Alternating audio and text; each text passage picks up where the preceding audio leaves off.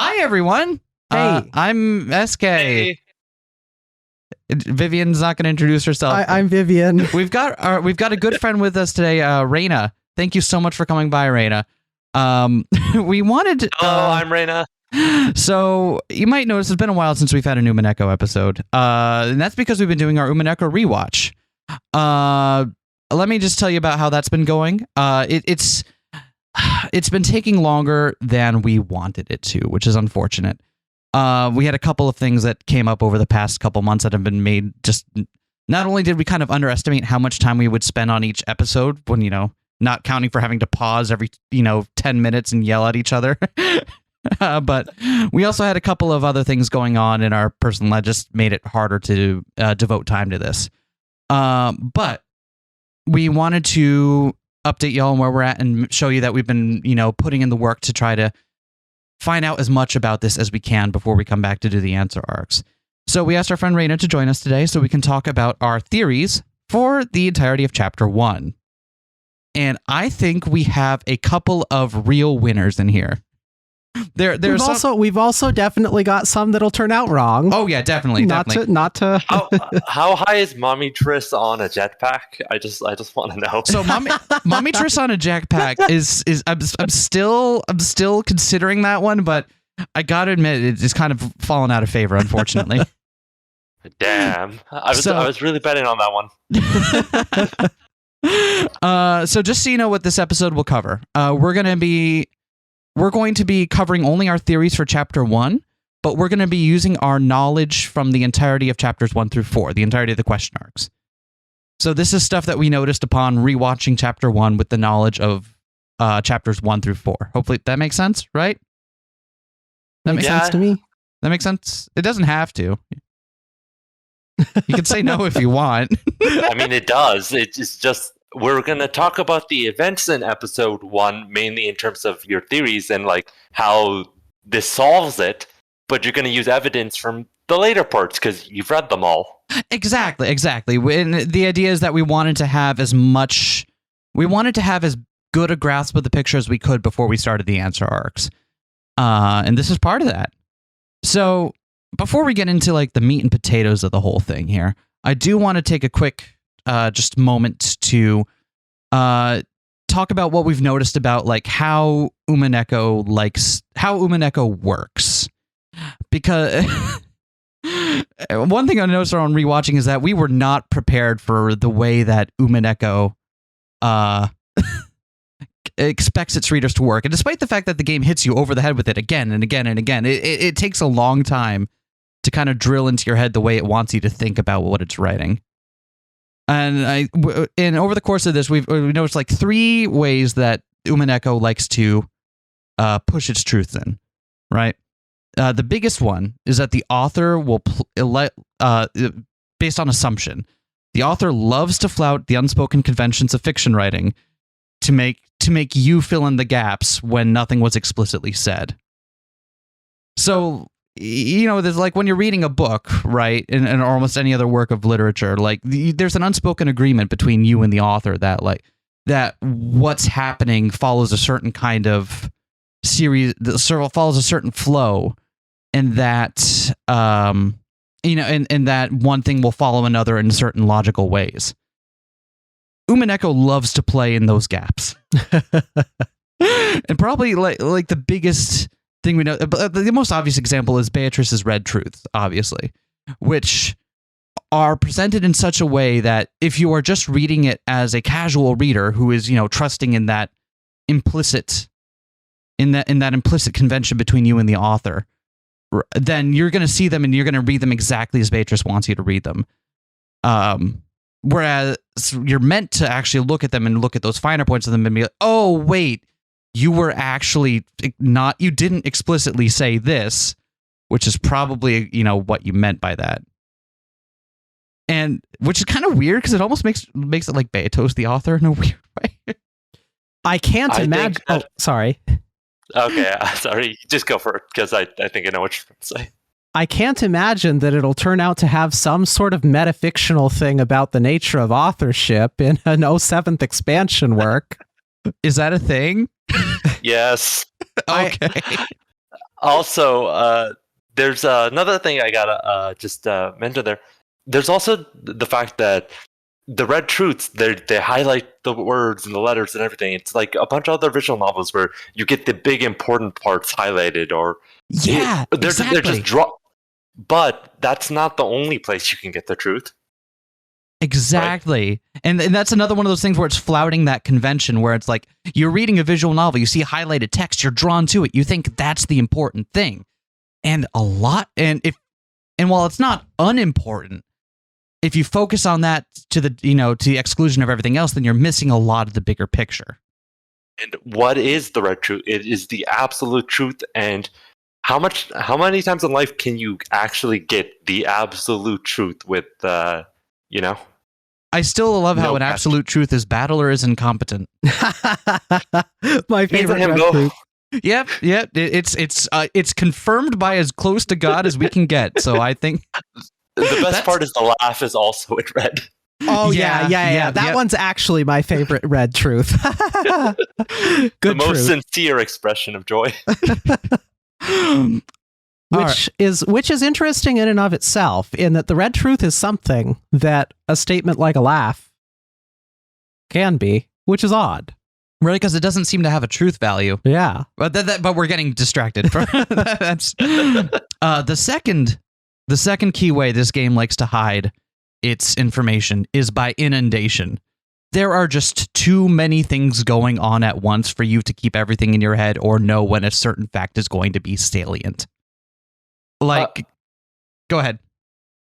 Sorry, just keep going with that. I wanted to interrupt, but I think I'll do that after. Yeah.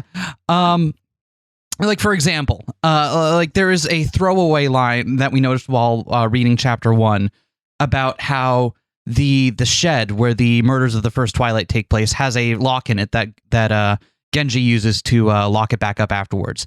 That trivializes, knowing that one piece of information that's kind of just tossed around, just in one sentence, trivializes one of the locked rooms in, I think, like chapter 4, where Kumasawa and Goda are in the shed and are supposedly hung there and locked in. Yeah, because because they're like, oh, they could just break the lock, go in, get a new one, and fasten it, and no one just looking at it's going to know it's a different lock. It's like, but that's just one piece of information from one line that was said once 3 chapters ago, right?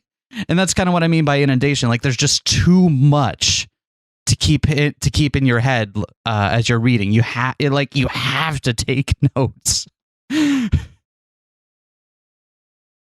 I'm actually I used to remember this off the top of my head, but was it actually locked on the inside or the outside? You know what? I thought it was locked on the outside, but now you're going to make me second guess myself. See, and seriously, how would Genji lock it if Genji wasn't on the outside? Right, you would be stuck there. Yeah, exactly. It's on the outside, and it's so it's just stuff like that where it's like you can't know in any given moment that a piece of information you're given is going to be important.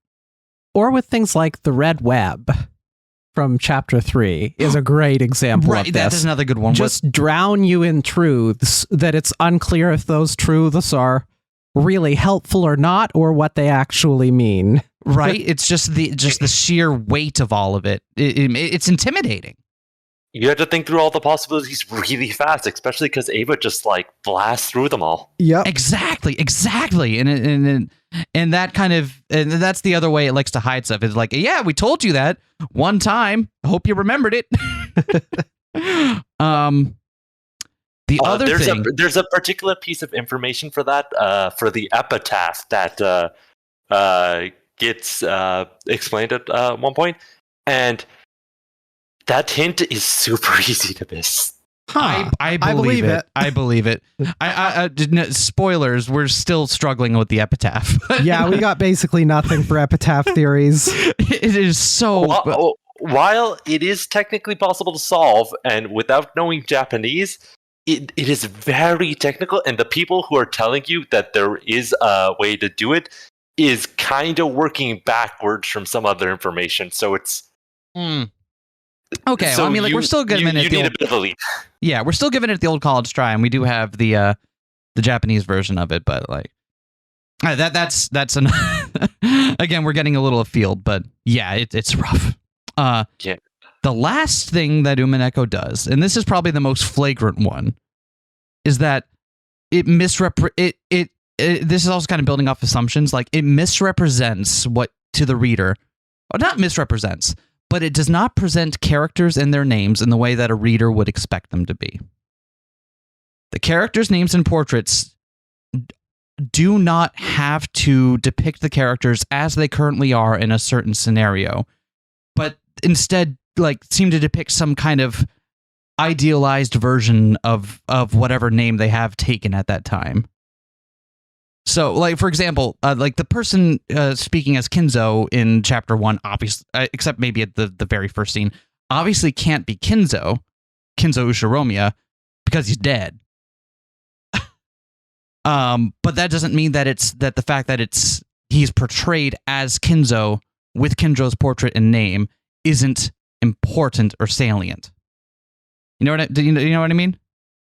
You're saying it's important that is Kinzo, like represented as Kinzo. Right.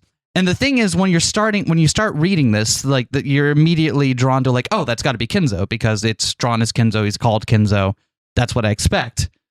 And then as the game slowly introduces you to all the ways that its characters work, and like how magical beings can come out of other characters, or how you can summon characters into a scene or something like that. And then you start realizing, oh God, this applies to literally every single character model I've seen in this entire game. And Plus, oh, go ahead. You're trying to, it works the same way as all the magic stuff, in your opinion, then, right? All those magic scenes Beatrice shows back. Exactly. There's a logic to it. Like it's consistent, and it reveals important truths about those characters' identities. It's just not in the way that you would expect from the get-go.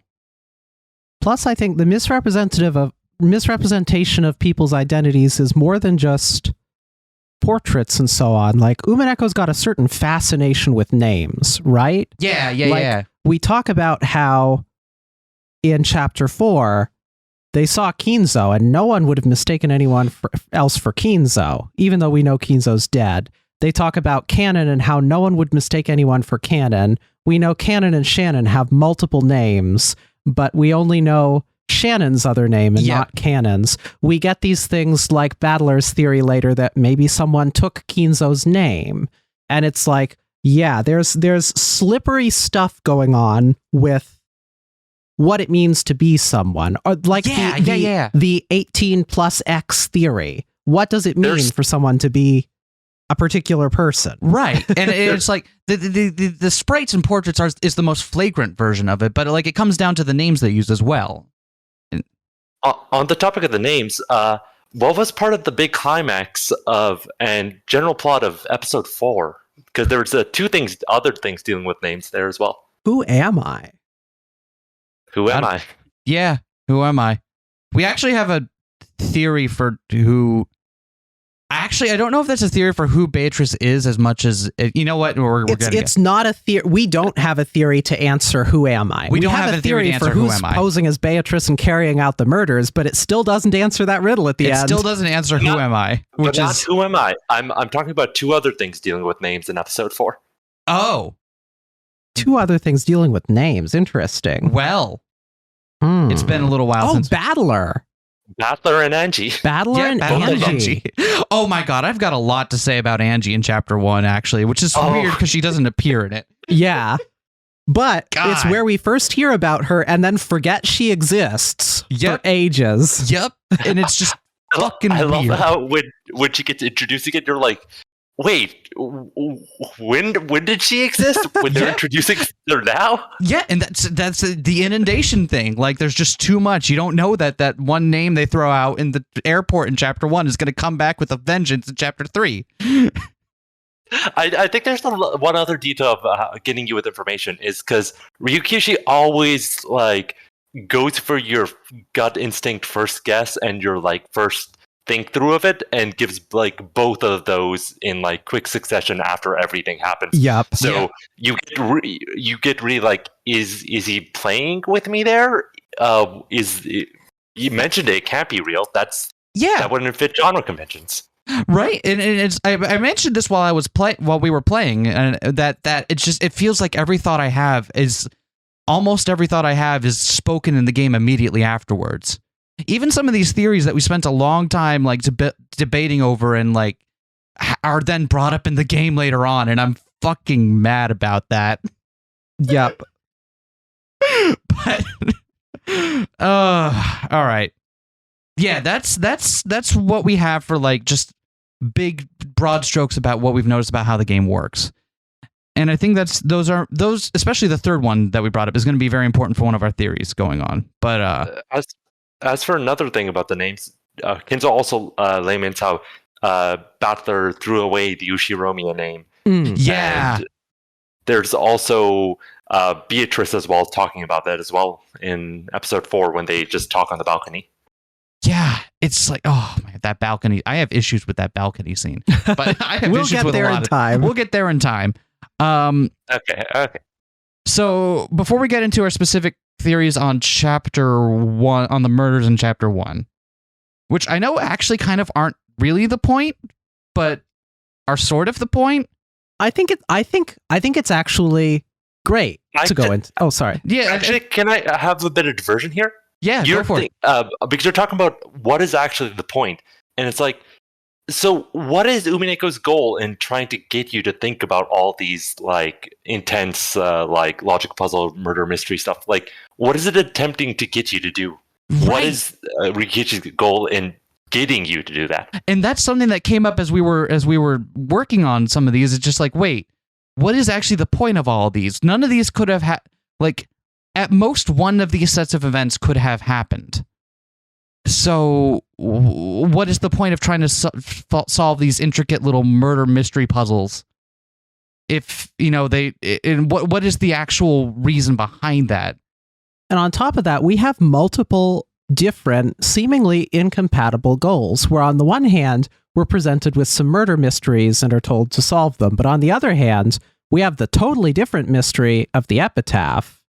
And then on the other hand, we also have the closing mystery of the question arcs, Who Am I?, which seems to make the mystery about what the heck is Beatrice and what really happened. Yeah, her. It all seems like there's something that I can't get this out of my head, that there's something that Beatrice wants to say, but can't come out and say it. If you think about the whole idea of the full flipping the chessboard around, it only works if you understand your opponent's goal. Exactly, and we don't. And realizing that we don't understand our opponent's goal was a big moment of like, oh fuck, we don't actually know why we're doing this. Which was a weird moment in itself, because you're playing a murder mystery game, right? That shouldn't be the question on your mind. And that, much like we, the players, seem to have different incompatible goals, we see it reflected on the game board too, right? Like, everyone's getting killed and trying not to die, but also there's this whole solve the epitaph thing that they ignore for the first couple go-arounds, and then allegedly solve in some of the later ones, like Chapter 3. And it's like, but then there's like, also... Is that really the point? Because Chapter 4 all builds up to the big Battler and Beatrice confrontation, and Battler trying to figure out why this all has to do with him. And it's like, just like we outside the game board reading this have a bunch of conflicting goals that it's not clear how they all fit together, so does Battler there on the game board. And that's interesting to me. And that's not to discount like all of the motivations of the people on the island, like, as well. Like, though they seem to be kind of in service of a larger narrative, but like still trying to pick apart like why characters are doing this. Why is it important to disguise these murders as some kind of big ritual, right? What is the actual goal of it all? And we'll talk a little bit about that with one of our theories, grand theories, but it's... Yeah, the characters have a lot of internality. Like, they have complex internal worlds and they do motivation. So and layered why? contradictory emotions and motivations on why they would do things. And when you're looking at their motivation, like, what could they do? Why could they be the killer? Could they be Beatrice? Why would they, right? You have to explore them and who they are as people. And we have a couple of characters where I feel we have a much better finger on them than we did before. There are still some that elude us. We'll talk about them at the end because I want to talk about we'll talk about a couple of characters that we still are just like, I don't fucking know. But let me segue that into our first. We have two big overarching theories that are kind of inform some of the information we use to eliminate the witch from the murders in chapter 1 here. The first big thing is there's the Kinzo's Dead Alliance.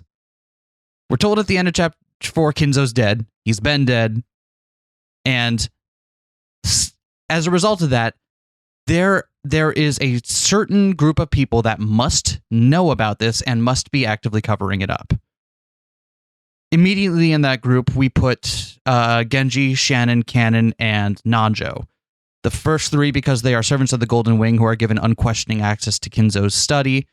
Even though Shannon and Cannon don't have their own keys to it, they're still, like, they're allowed in. So if Kinzo wasn't there, they would know. And Nanjo, because Nanjo is also allowed in, and he's the one whose word about Kinzo's health keeps the rest of the family at bay. We also, and this one is a bit of a stretch, but I think the more we've talked it over, I think the more we both feel like this is a strong category. We also suspect Kyrie is either part of the Kinzo's Dead Alliance or is working with them in some capacity. Oh, that's interesting. Yeah. The reasoning for that, it comes back to one thing that bothered me about a little later on with Angie specifically. Angie is one of the. We know that money gets sent out to the survivors of, or at least in what we see from Angie's future in chapter 3. Money gets sent out to the survivors of the family and people on Rokkenjima. Kumasawa's son. What was it? One of Goda's relatives, right? I don't recall.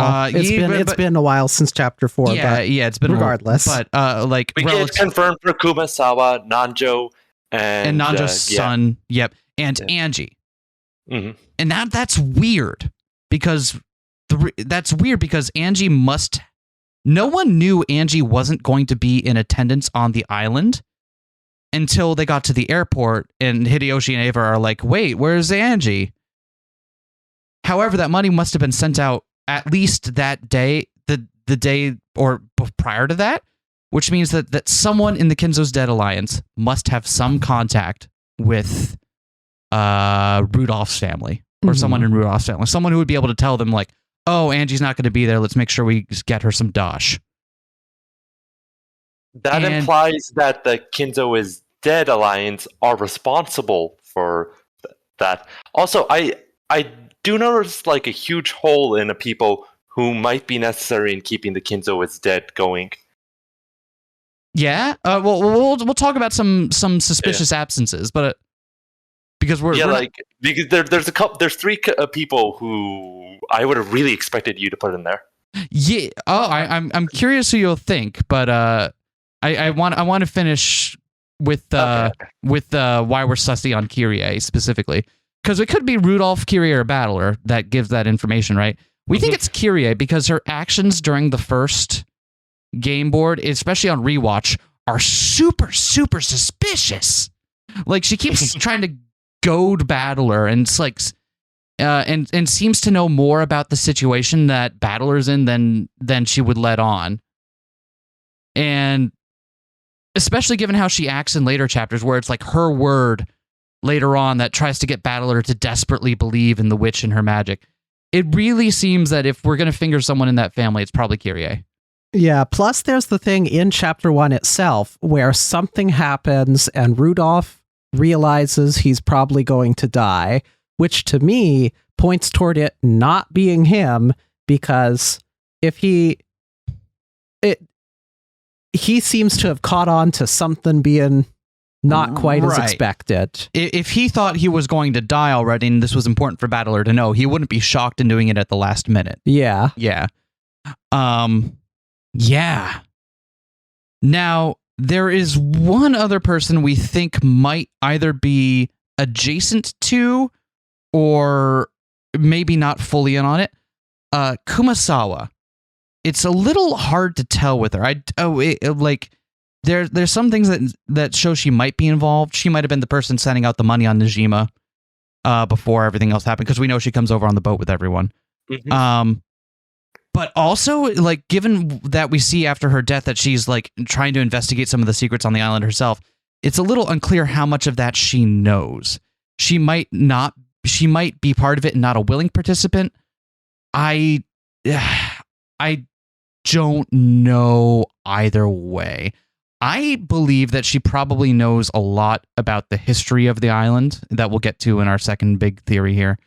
And that might be keeping her close for that reason.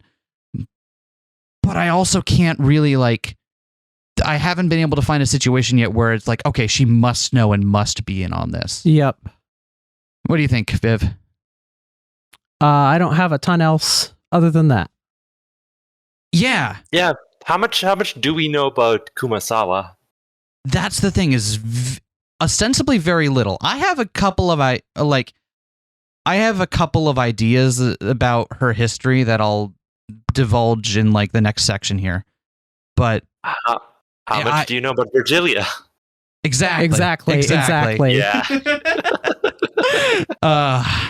Now you said that like the people that seems weird to not have involved here. Is that going to turn out to be Kraus and Natsuhi because they live here and ostensibly run the place? Kraus, Natsuhi, and Jessica. Yeah, right. First of all, they all live there. Yep. The other servants also rotate out, as mentioned occasionally. Yep. And for example, we have many scenes where Kraus also and Natsuhi also talks to Father, particularly in episode 1. Yes. Oh yeah. That scene. And later in the later episodes, we also get the siblings' theories on why Kraus would want to pretend their father's dead. Yeah. And how. So I was wondering why those were explicitly excluded from the list. Yeah. The thing is, I don't know that they necessarily have to be a part of that conspiracy. My current suspicion is that Natsuhi knows something is up. And part of her reason for hiring Goda specifically was so that she would have another servant loyal to her and not the servants of the Golden Wing. I think there's a distrust between at least Natsuhi and the servants of the Golden Wing, where she understands that she doesn't have that kind of control over them, and is in and kind of like, even if she doesn't know, she understands that something is amiss. It also shows the difference in Natsuhi's understanding of things, because properly she should have control over them, and she does act like that, and she always continues to talk as if everyone should have some sort of priority that they don't really have. Exactly, and it's I that's the reason I don't think she's part of the Kinzo's Dead Alliance, because if she was, I don't think she would feel like she's this out of power. I think that also just has to do with a lot of her alienation among the family and the way she's generally treated, though. And as for Jessica, I don't see any reason Jessica would have to know, because Kinzo's locked up in his room, never comes out. She's got better things to focus on. I don't. At least it's not obvious to me why they would need to spend the effort convincing her. Doesn't she talk recently about how Kinzo's been yelling in episode 1? She does talk about how Kinzo was yelling, but I didn't know how recent that was. She didn't say how recent that was. Maybe not. That's a thing to look into then, right? Yeah, because if it was a recent thing, then that does seem sussy. But also we know that someone is yelling in Kinzo's room, and that voice has ostensibly become Kinzo. And that much, I'm like, okay, so there's racket being made. As for Kraus, so you're saying Kinzo's family wouldn't recognize not his voice? Maybe if he's drunk from behind a door, and someone was doing well enough. Yep. At imitating him, I certainly could believe I'd be fooled by something like that. Yeah. I am a big fan of all the servants weekend of burning Kinzo to his family. Right? Is it? And the thing is, this has been going on long enough because, I'm sure that, what was the? We had a date for about when Kinzo stopped appearing. Was it 1-2 years ago? I can't recall. I believe we found it was about 1 to 2 years before the events of the game. Kinzo didn't appear at the last, family conference, though Kinzo's also an asshole, as we know. Yeah, exactly. And might have just not. Exactly. And as Kraus, Kraus is the one that stumbles me a little bit. I think he's also in Natsuhi's boat where he might sense something as a miss, but doesn't necessarily have. He might even suspect that Kinzo's dead, but he doesn't have anything firm to go on. I'm not questioning about the scenes where he does meet up with Kinzo in episode 1. Do you think that is a complete fabrication? Where he meets with he doesn't meet with Kinzo in episode 1. He talks with him directly through the door, though. I mean, in episode 1. No, yep. Just but Kinzo just kind of offhandedly responds to that. Like there's scarcely an actual conversation between the two of them.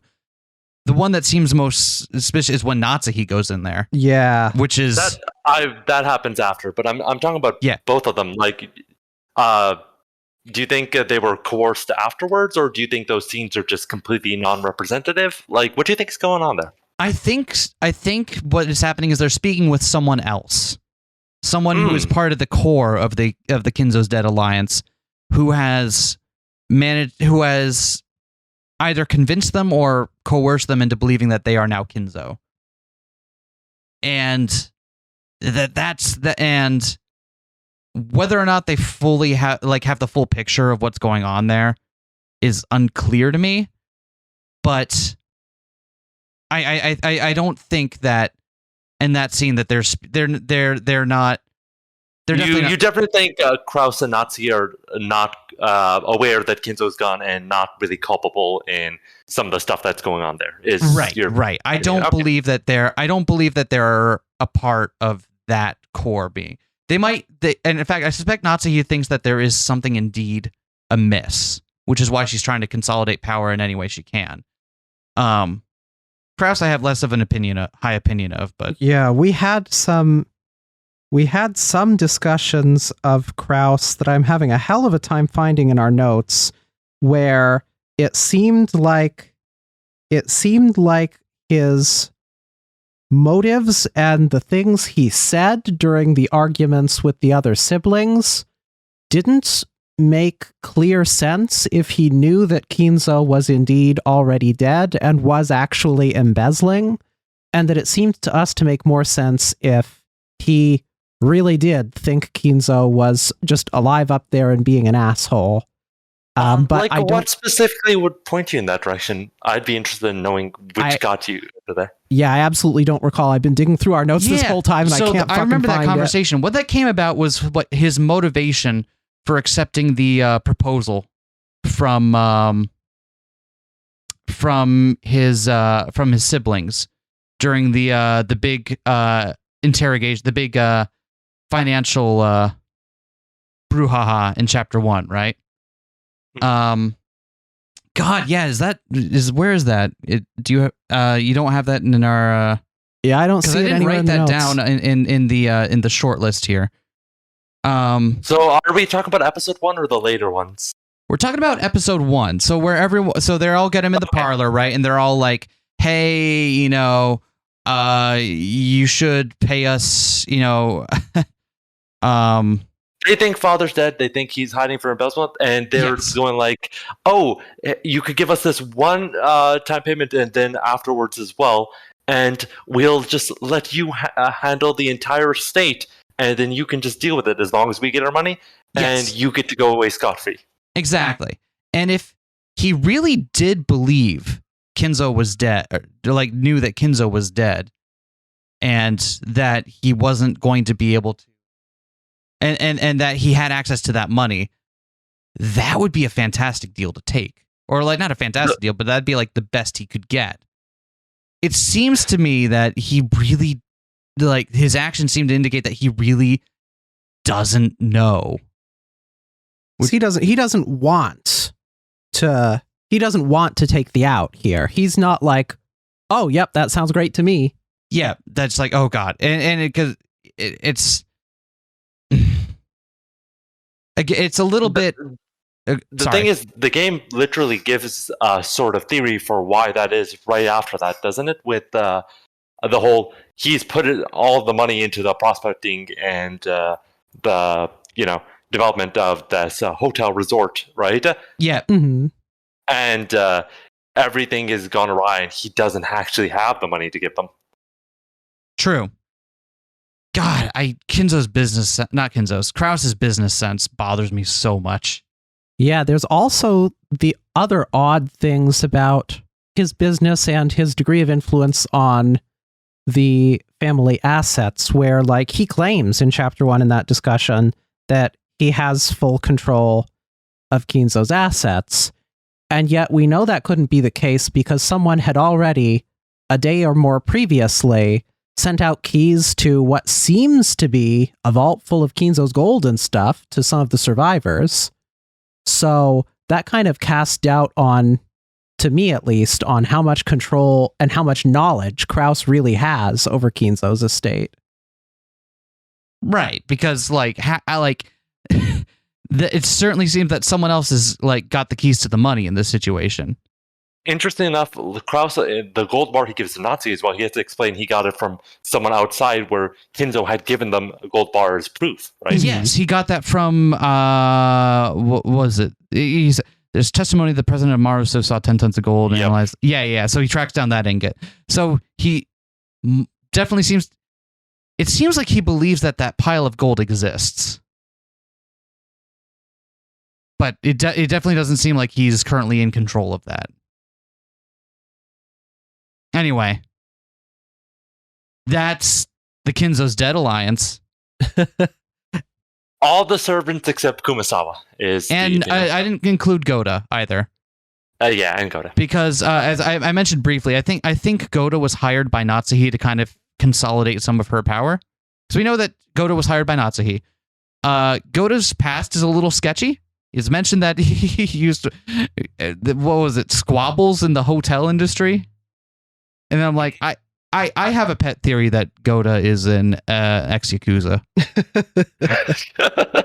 And I'm and that's just kind of a little askance way of hinting that he came from a bit of a different background. But that's just me. Vivian doesn't buy that one. That said, what if Genji's ex-Yakuza with his sick knife toss throw? Oh, hell yeah. Yeah, Genji, I could believe has done anything at this point. Genji, just, I don't fucking know, man. God, Genji. All right. That's the first of the kind of big theories, and that should color kind of like how we go for the rest of the murders and stuff, is that's who we believe are kind of like the core of the Kinzo Dead Alliance. The servants of the Golden Wing, Nanjo, probably Kyrie, and maybe Kumasawa. Maybe. The other thing that we built a lot off of was Kuwadorian and what I'm calling the Beato Ushiromiya Raising Project.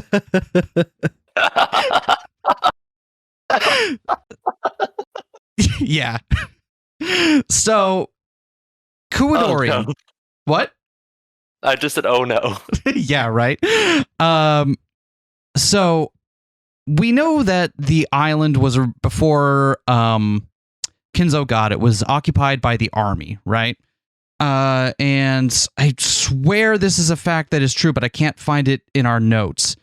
I swear I read in that the where was it? That the army had built tunnels on the island while they were there.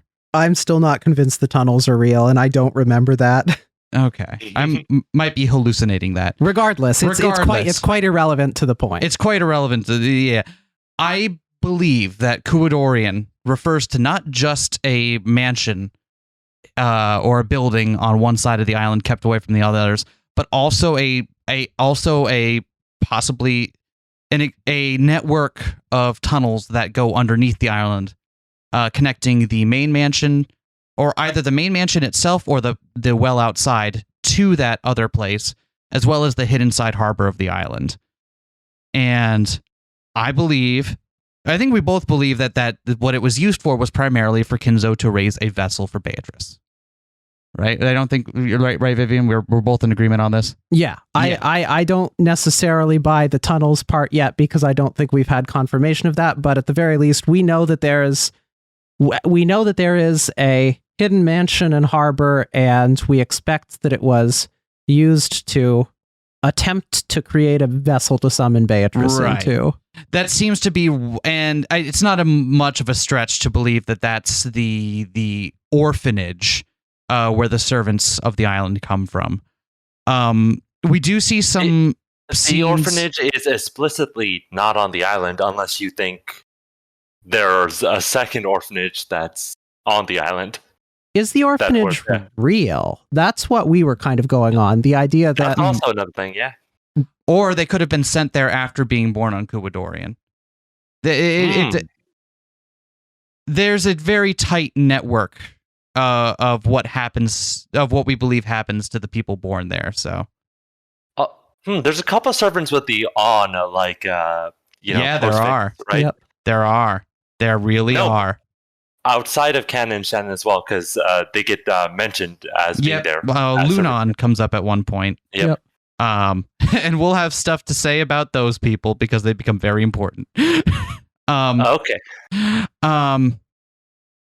So the scenes we see of Kuwadorian later on, kind of from specifically, I'm thinking about the scenes from Rosa's perspective when she goes over there.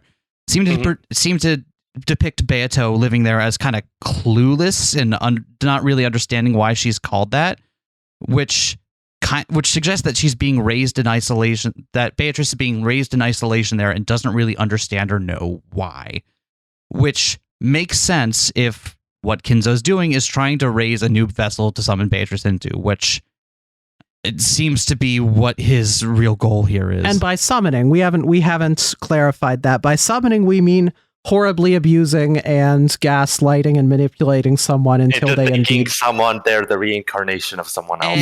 Exactly. Yep. Oh my god, abuse. Okay. We also get some flashbacks from Meta Beato about growing up in Kuwadorian and being raised by Virgilia. Now this is important because Virgilia is the person who's the golden witch before Beatrice, right? Yep. That doesn't necessarily have to be Kumasawa, but I think it is. Either that. This is going to dovetail into something else a little way down there, but it's likely that the Beatrice in Kuwadorian is being raised by the previous Beatrice, or someone who has grown too old to be a sufficient Beatrice for Kinzo now. Yeah, because Kinzo's fascination with having a Beatrice doesn't have to make logical sense here. You know, it's about his desire to see Beatrice again, come hell or high water, and he's willing to do a lot to make that happen. So while Virgilia in that case doesn't have to be Kumasawa, it could just be whoever was Beatrice before her. I think the implication of this is that Kumasawa was either the original Beatrice or one in a line of subsequent Beatrices. Which is, I know, a big leap, but... The original Beatrice probably wouldn't work out for Kumasawa considering Kumasawa's relative age when next to Kinzo and Genji, right? That's something that we were having our own discussions about, because I don't buy at all that she was the original Beatrice, which was Eskay's theory, and neither of us could find clear info on the age that would clear it up. Yep. So that's why I'm hedging my bets here. Either she is She could be the first or just merely the previous a previous Beatrice, but I think Kumasawa was at one point Beatrice for Kinzo's fascination, which is gonna mean a couple of things. It would certainly give her motive to be involved in the weird events going on. Yeah, if that were the case. The other thing, the important thing about this is that if the children that raised there are indeed being raised to be vessels for Beatrice, and we make the leap that is indeed the same place where at least Shannon and Cannon were born, that gives us a couple of things to learn about the On servants. Namely that they all probably have the same mother. Because Beatrice at one point, and I think, was it chapter 3 or 4, makes kind of a couple references to Kinzo repeatedly raping her. And I absolutely believe that would be part of Kinzo's abusive fascination with creating a new Beatrice. And also, if you were trying to raise children that look specifically like this one blonde, blue-eyed woman, that's one way to do it. It's probably also likely that the children that come out of this or who are allowed to live, rather, are all close to identical to each other. Because they wouldn't be allowed to live unless they were suitable vessels for Beatrice. That's the whole point, right? So everyone who comes out of that is likely female, blonde, blue eyes. Which means that Canon Sprite is almost definitely lying about what he looks like. He is almost assuredly transmasculine and probably visually very similar to Shannon, as are likely all of the On servants. And stuff like the scene where Cannon is shirtless and Goda doesn't. I'm just saying, we also just kind of need to give it a moment for Kinzo's baby milks just being awful. Yeah. Yeah. No, yeah. Kinzo's awful. No, I feel I kind of drove by it because I didn't want to. But yeah, Kinzo. Talk about it, but yeah. Yep. No. Yeah. Yep. Yeah. Yep. That's awful.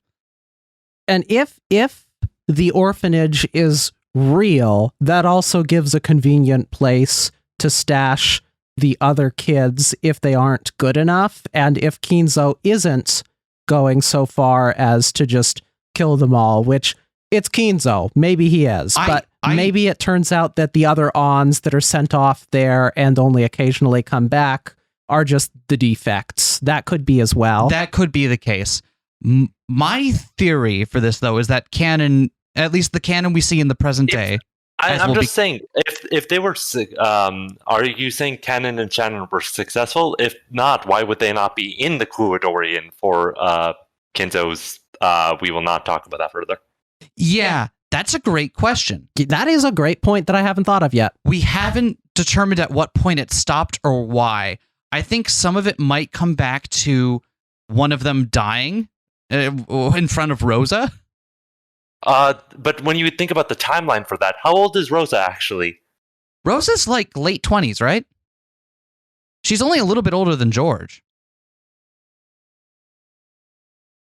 So that means that Cannon and Shannon would have been like... Probably not alive yet. Probably not alive yet. Shit. Yeah, so we don't have a good answer for that. That's actually a really good point. Shit. That's fucked up. So that means it must have only stopped somewhat recently. Or maybe not. Maybe it stopped for another reason. Or maybe it stopped for another reason. We actually did not determine why it stopped.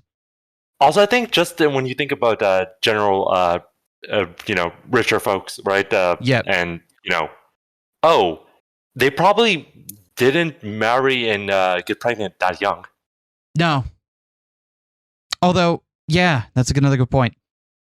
Although we do know indeed that the Kuwadorian stopped at some point because the boatman mentions that Genji kind of comes to him at one point and says, we don't need any more deliveries to the hidden side, and threatens him to keep him quiet about it. Oh, and doesn't that happen shortly after Rosa witnessing, or do we know the timeline? I don't know if we know the timeline for sure. That thing is that happened in a later chapter, so I don't have notes on what the exact timing on that was. We'll revisit that once we've watched chapter 4 again. That's a note you got that right now to check further. Yep. Progress. Yeah, right? God, there's so much in this fucking game. Jesus Christ. Yeah. But bringing it back to canon, who is definitely the most interesting thing here. Canon, we both kind of believe now that Canon Sprite is probably lying to us about what canon in the present day looks like. And that's also kind of the game backed has up. taken efforts to talk about Canon not yet having really experienced puberty and also feeling emasculated, and also the whole thing where Bachelor first shows up. Yeah, and weak muscles, and there's also the scene where Canon is seen shirtless by a lot of the other servants, and they're like, "I don't know how to describe what I just saw," and we're meant to think like, "Oh, Canon turned into a beast," but no, Canon probably just has breasts. That's probably it. I say present day canon because original canon is probably long dead. If there was indeed there, we know that someone named Canon must have lived and has died because of red text. But my current theory on that is that Canon was indeed probably killed as a child or very young.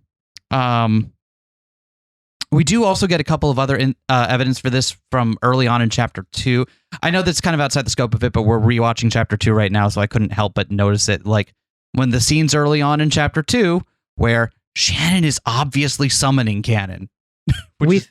I wish we had a little more detail in the notes on this, because we had a whole series of conversations that convinced us that what is depicted of Canon couldn't all be true, and I definitely don't remember it right now.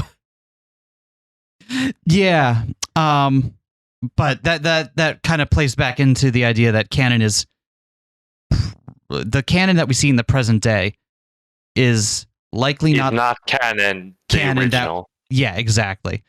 Which also helps us out with a lot of red text, which is really cool. You think that another on servant is taking Canon's place? That's what we think right now. The only one name we pulled out at the moment is Lunon. I don't have any reason to believe that it's that particular servant, but like it's the only name we have at the moment. I'm sure they mentioned other on servants later on, but that's the only one I have written down at the moment. So I don't want to put a guess on which on servant it is. Just that it's one of them. It's one of the on servants. So, yeah, because Kinzo probably wouldn't have had a use for a male vessel for Beatrice, right? That's not part of his weird fixation. And now, that brings us back to another very important point. But why would they be taking Canon's name and stuff then? That's another great question that I don't have an answer to. If the on servants are given the name on and think by Kinzo as a pseudonym, then why would that? How would Canon, who died early, be given that? That's also a great question. I don't have any textual theories for this one. I have a couple of ideas of how it might have come around. I think some of it might be the fact that Canon was indeed someone who was related to Shannon when they were, and that this is some weird way of comforting her. But I don't have any good textual theories for that right now. That's entirely up in the air. But importantly, since we have our theory that the on servants were raised as vessels for Beatrice, they are now prime suspects number 1 for people who are playing Beatrice in the present day. I think at this point, both Vivian and I are convinced that the people who are portraying Beatrice in most situations in the present day are Shannon and present Canon. Mm-hmm. Okay. Yeah. And we know someone must be, because someone is doing it for Maria's benefit. Right? Maria, and like we can talk about how Maria's psychology works, but I don't think she would say Beatrice handed me this if there wasn't someone that was Beatrice there handing it to her. Mm-hmm. Right. So those are our prime suspects number 1 and 2. And I think, and the fact that they also have very visually similar bodies is going to come in that the on servants have very visually similar bodies is going to be important in about 20 seconds here when we start talking about the first Twilight. Because that dovetails nicely into our theory for the first Twilight, which we're now talking about 50 minutes in. Look at this. Sweet. We made it. Hell yeah. So 6 bodies in the shed, right? I was about to ask you, like, why you think what do you think those theories actually do for the story if those were the case, would be my question. Mhm. Yep. And the thing is that second one dovetails really nicely into what we think was going on the first Twilight. That's the one we got 6 bodies in the shed, right? It is Rudolph. Do you have the list near you, Vivian? Of list of Rudolph, Krauss, It was the adults, and Shannon, and then except for Hideyoshi and Ava. Yep, and yeah, it was Rudolph, Kyrie, Krauss, Rosa, Shannon, and is it Goda? Yep, it was Goda. Yeah, Goda. I'm going to be honest, we only have a really tenuous idea of who did it and why, importantly. We have some ideas, but I think the trick to this one is that Shannon's corpse is not Shannon. Based on our theories about what Kuadorian is and how it raised those servants, it is very, very likely that there are other bodies that could pass as Shannon to someone who was not very familiar with her. Someone like Hideyoshi, who's only on the island like once or twice a year or whatever, right? And then because who gets to see Shannon's body, right? Hideyoshi does. Ava and Hideyoshi were in there. Ava and Hideyoshi get to see them. Nancho gets to see Shannon's body, and Canon, and also Genji. Importantly, 3 of those names, Genji, Nanjo, and Canon, are who we suspect are part of the KDA. Mm-hmm. Ava and Hideyoshi are the wild cards here. Yep. And on Rewatch, it's very clear that they know something is up before they get to the shed. They are very leading with their language and and definitely have suggestions that they know more about what was going on. I have kind of a crack shot theory that they were originally meant to die that night before, but somehow negotiated their way out, or somehow convinced I guess who convinced the killer to not kill them in exchange for something. It's very nebulous, and I'm sorry I don't have a much more firm thing than that. No. You're just saying they were somehow convinced and coerced, and you would need to give a motivation on why and how they were convinced and why they would work with them. But you're saying that this could logically work if there was something there. Exactly. Yeah. And importantly, no one lets George go over to see Shannon's face. And indeed, Hideyoshi doesn't even describe Shannon and the state that she's in. He says he wants him to remember exactly her as she was. Yep. Now, importantly, the alleged Shannon's corpse does have the ring on, which means that Shannon is likely in on that part. And also the fact that the KDA doesn't say anything about that. The other thing worth mentioning that we didn't cover... I would ask is, like, who would be willing to use the other on-servants' corpses like that and potentially killing them to do so? If they do resemble Shannon that much, do we know they do? If we do know that they resemble Shannon that much, why would we suspect that they did so? No, I'm just, that's a separate thing. But okay. Like you're using the basis of this theory to talk about this one, right? So it only works if the first step is all right. But also, I just want to know who killed the other on servant and why was their corpse used and who would be willing to do this? No fucking idea. Because who's gaining something from doing this? and why. Yeah, and that kind of ties back into like the motivations for the parties in play here. And I gotta be honest with you, finding a motivation for the Kinzo's Dead Alliance has been very, very difficult. Yep. Because they seemingly already have control of Kinzo's money. They're seemingly already impersonating him like successfully and have control of his money and assets. What more could they want? Just fuck these rich people, maybe? I mean, I guess fuck these rich people. That'd be kind of cool, but then they wouldn't need to disguise the whole thing as a series of ritual murders. Also, they all end up getting killed as well.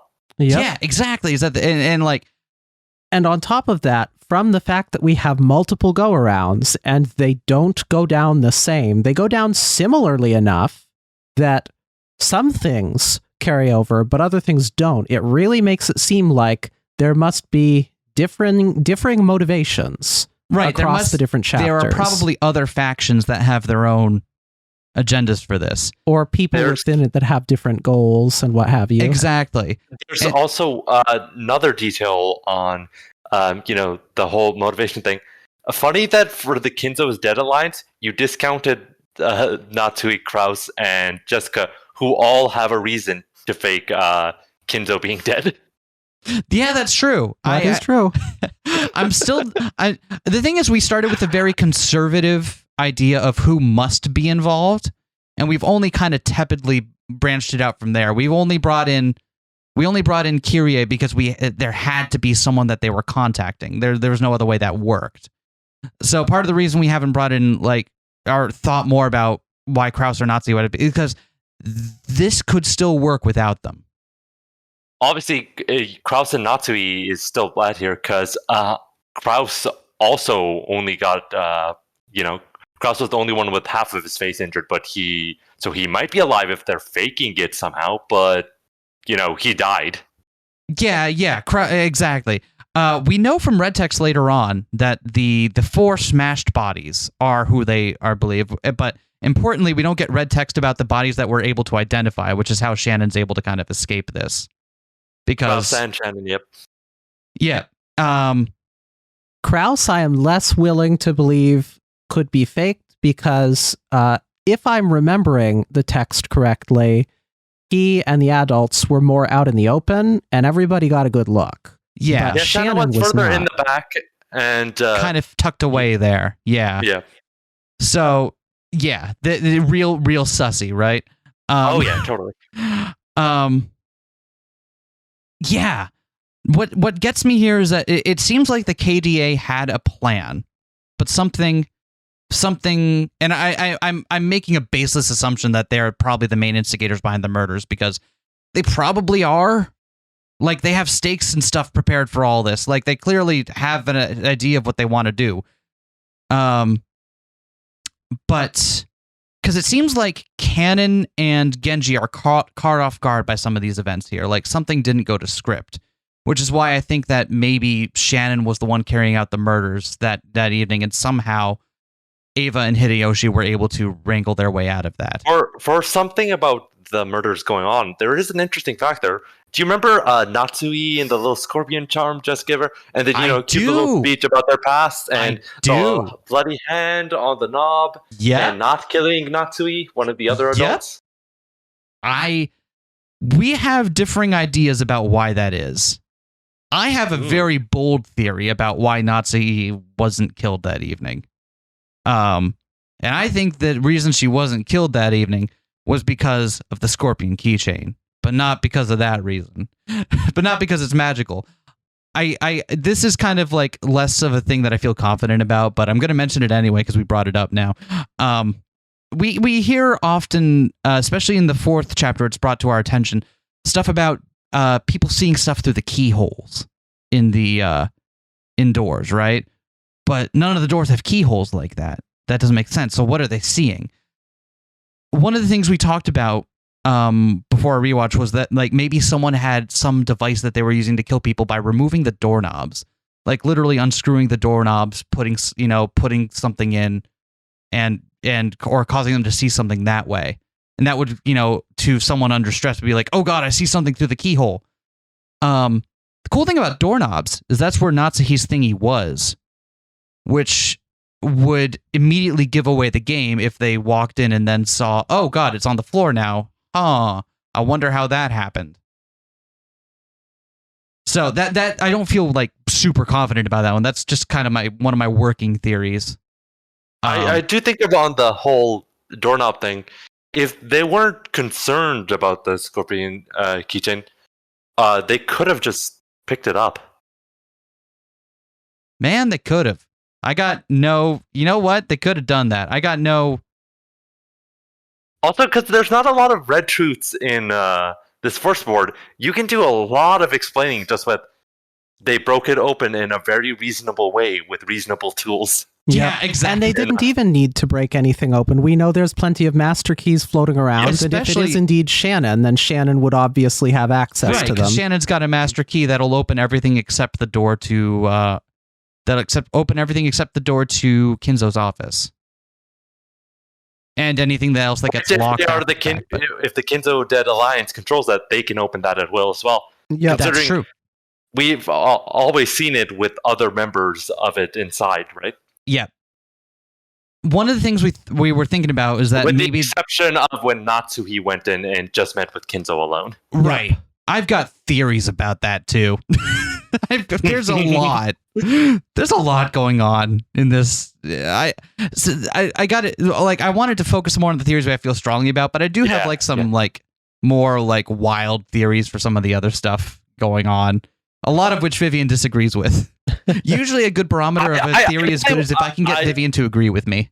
Honestly, another thing I've noticed is Vivian hasn't talked much yet, and I'd love to hear some more of her takes. Sure. So for that, I'll jump off the doorknob thing. I think we've got a very reasonable explanation for why they would care about that, which is that someone, for reasons I don't yet understand, really wants to make it very convincing that everything is happening because of magic. And we know that Shannon, who we suspect may have been the person who carried these murders out, was there when these charms were distributed and heard about how much it meant to Maria and all of that, and indeed may well have been the person who has been talking to Maria about magic and all of these things over the past several years at the family conference. So the Beatrice that is the member of Marriott Sorcier with yes, Maria, indeed. right? So then, knowing that person would absolutely have every reason to, after they open the door normally with a key, slip in, get ready to kill Natsuhi, and see, oh fuck, there's the scorpion charm. I gotta sell this. Close it and then put the handprint. Yep. And then go kill Goda instead. Sucks to be Goda. Incredibly reasonable theory, except why would they need to keep the magic alive if they were to kill everyone? Also, there's a bit of a jumping off point here, because this is the thing I haven't seen you mention. There is potentially a solution to that that's really easy to grasp, which comes up at the epilogue of the episode 1, your little result screen. Yeah. I don't know what you're referring to. A theory for what? A theory... The episode you just read was the episode in the bottle. Right. Yeah. It was written by a hand that's written by someone purporting to be Maria, but probably wasn't because of handwriting. There's so and also much. Maria being 9. Yeah, also Maria being died. Yeah, that's a big part of it too. 9 as well. Also, if it's found before, or they would have to write it before the events themselves if the events killed them, unless they got off. Exactly. I also have some ideas of what that might be, and what each of the episodes might be like, because there are different things that they're explained to be, at least in one of the timelines. So we have some ideas about what that might be in the long run. So it might also just taking some of the story beats of the story in the same way as you would look at, why would Ryukishi write that? Why would the author of this episode write that? what might that represent meta? Like trying to work the other way around and being like is something it seems like you've done less so rather than trying to find logical solutions to everything from the ground up. Yeah, like that's one of the things that we mentioned we were struggling with is like, okay, why, if all this stuff ultimately doesn't matter, if all this stuff is just something written on a bottle that someone made up and put out at sea, what does any of this matter? And that's not something we have a really good answer for. It mattered enough for someone to do it. Yep. Exactly. It's like, and part of trying to solve all these is hoping that in doing so we'll get like we keep getting a better and better understanding of how we're meant to think and what things are actually like on this island. It kind of like it might seem like a bit of a futile exercise, but it isn't. Everything's an iterative process, failing and thinking through stuff, and it's with every single task you can do. Exactly. It's just a part of getting better at it. Exactly. And like even just going back through once, the amount of things that we've like seen and are theorizing about, and like we feel very strongly about some of the things we found out. Like we've been clear about some of the stuff where we're like, no, that we're just spitballing now. This is nothing, but like it is bearing fruit, albeit slowly. Definitely. It's just the fact that you're thinking about different things than you were, and you're looking at characters in different ways. Even getting the wrong thing, and even if you realize it's wrong later, you only realize it because you understand something more than you did when you first did it, right? Exactly. God, this game is humbling. Also, we should stop. I should stop interrupting. We should probably actually get through all the mysteries before we just start spiraling about the big things, right? Because we will talk a little bit about the bigger stuff at the end. Yeah, sorry about that. No worries. So yeah, in short, we think Shannon's probably the one behind that one, or involved in it. There could be another party because you have to move the bodies and whatnot. It's not inconceivable. Something definitely worth bringing up is the manner of the killings, because we know that they are dead with a stake in them, but it doesn't seem consistent with the state of the room that they were gathered in, which is not covered with blood all over the place. So that's something we've been... The bodies in the shed weren't staked. The bodies in the shed weren't staked? No, the bodies on the first Twilight are never staked. There's the 7 afterwards that are staked. Right. Sorry, they're not staked, but they've got their faces like obliterated, pulverized. Yeah, and yet the parlor is not that bloody. It's got a little bit of blood there, but it doesn't have the massive amounts of blood you would expect from pulverizing 6 people's faces. Well, pulverizing 4 of them. 2 of them were... one was half pulverized, and one was in an unknown state. Yep. Because you're saying Ava and Hideyoshi might be lying about Shannon. Right. The game purports that Shannon was in a manner similar to Krause's. But... Mm-hmm. Yeah. It could be telling the truth about that, but not about whose body it is. But yeah, it seems like because there's a little bit of blood in the dining room. I will also say in some cases there's less blood than you would expect for things being pulverized. Yeah, that is also fair. Although I think also how much do they go into the actual details of the blood there? They probably mention it more offhandedly. In the shed or in the dining room? In the parlor, the dining room. The dining room. They mention not the parlor. Sorry. Yeah, because we think they were killed in probably the dining room. Because that's where they go next, and there's like a little bit of blood around, and they're like, "Oh wow, that's," and then they close it off. There's only the way it describes it. Do you have the way they describe it in the notes there? I can. If not, I believe I don't, but I believe it was described as just a tiny, like a very small, surprisingly small bit of blood. If I remember correctly, they mentioned 2 spots that there were blood in there, but I don't think we have it written down. Yeah, or we probably do, but there's just a lot. Like I pulled out some notes to talk about on this one, but our original note document is much longer. Among your KDA, there's Nanjo, who proclaims the manner of death for everyone. Yep. And so he's got he definitely keeps people from looking into that anymore. My theory on that is that they were either poisoned or paralyzed or something, and that's why there's only a small amount of blood in the dining room. They're all drinking tea and eating. Yep. And we know Shannon passes by that room in the evening, and she hears noises coming from within, and the narration makes it sound like, oh, they're just having a lively discussion, and like, no, they're probably all getting, but that's a different thing entirely. That's only a very tenuous explanation. Let's see. Let's move on to the second Twilight. The two who are close. This one, I think is pretty easy.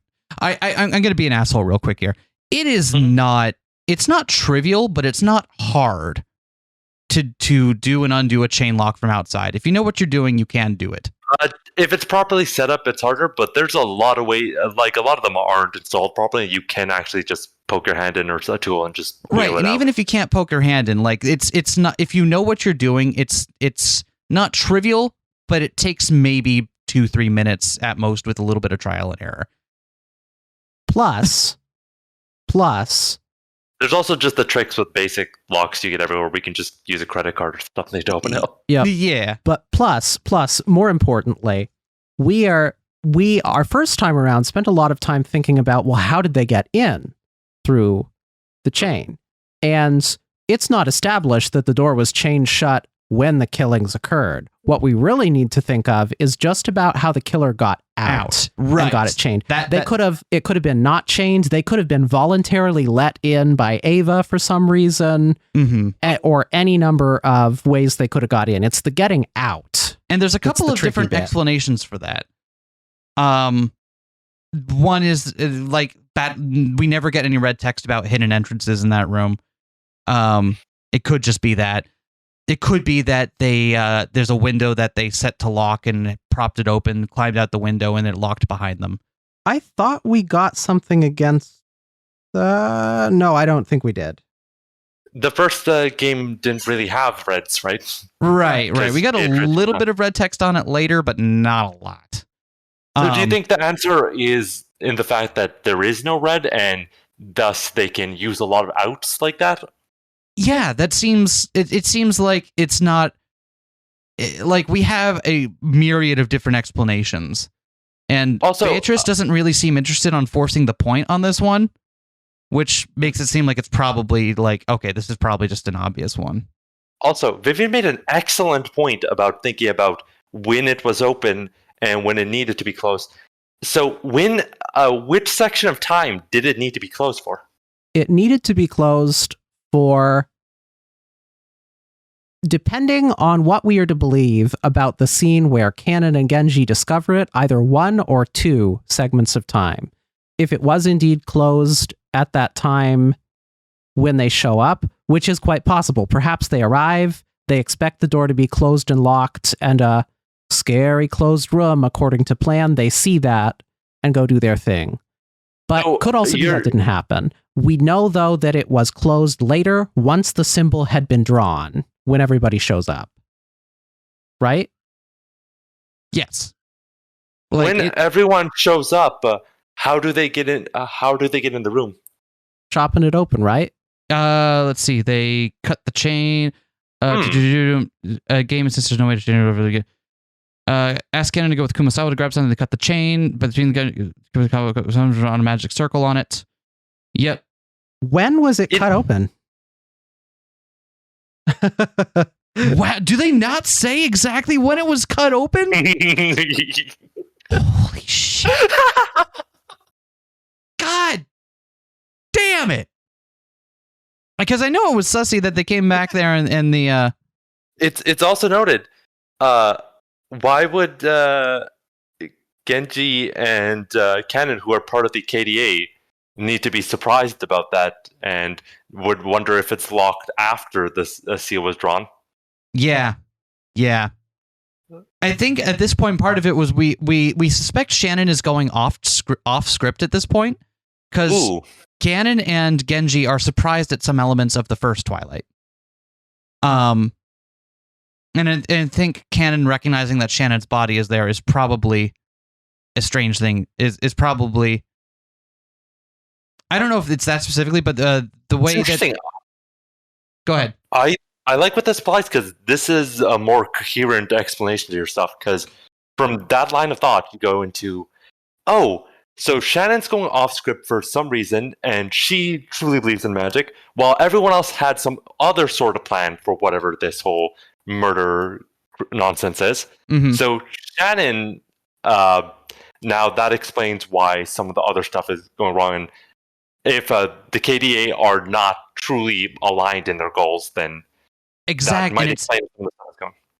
It's really interesting you bring it up, that Shannon truly believing in magic, because that is something we had talked about. Yeah. Like, what is one of the motivations for someone doing this is that someone among the KDA has become a true believer. And it's like, in the sense that they like, and that this abuse is finally, cracked, and that someone among them has, finally internalized everything to the point where they're like, yeah, no, this is all happening now. And our number one candidate for that was Shannon.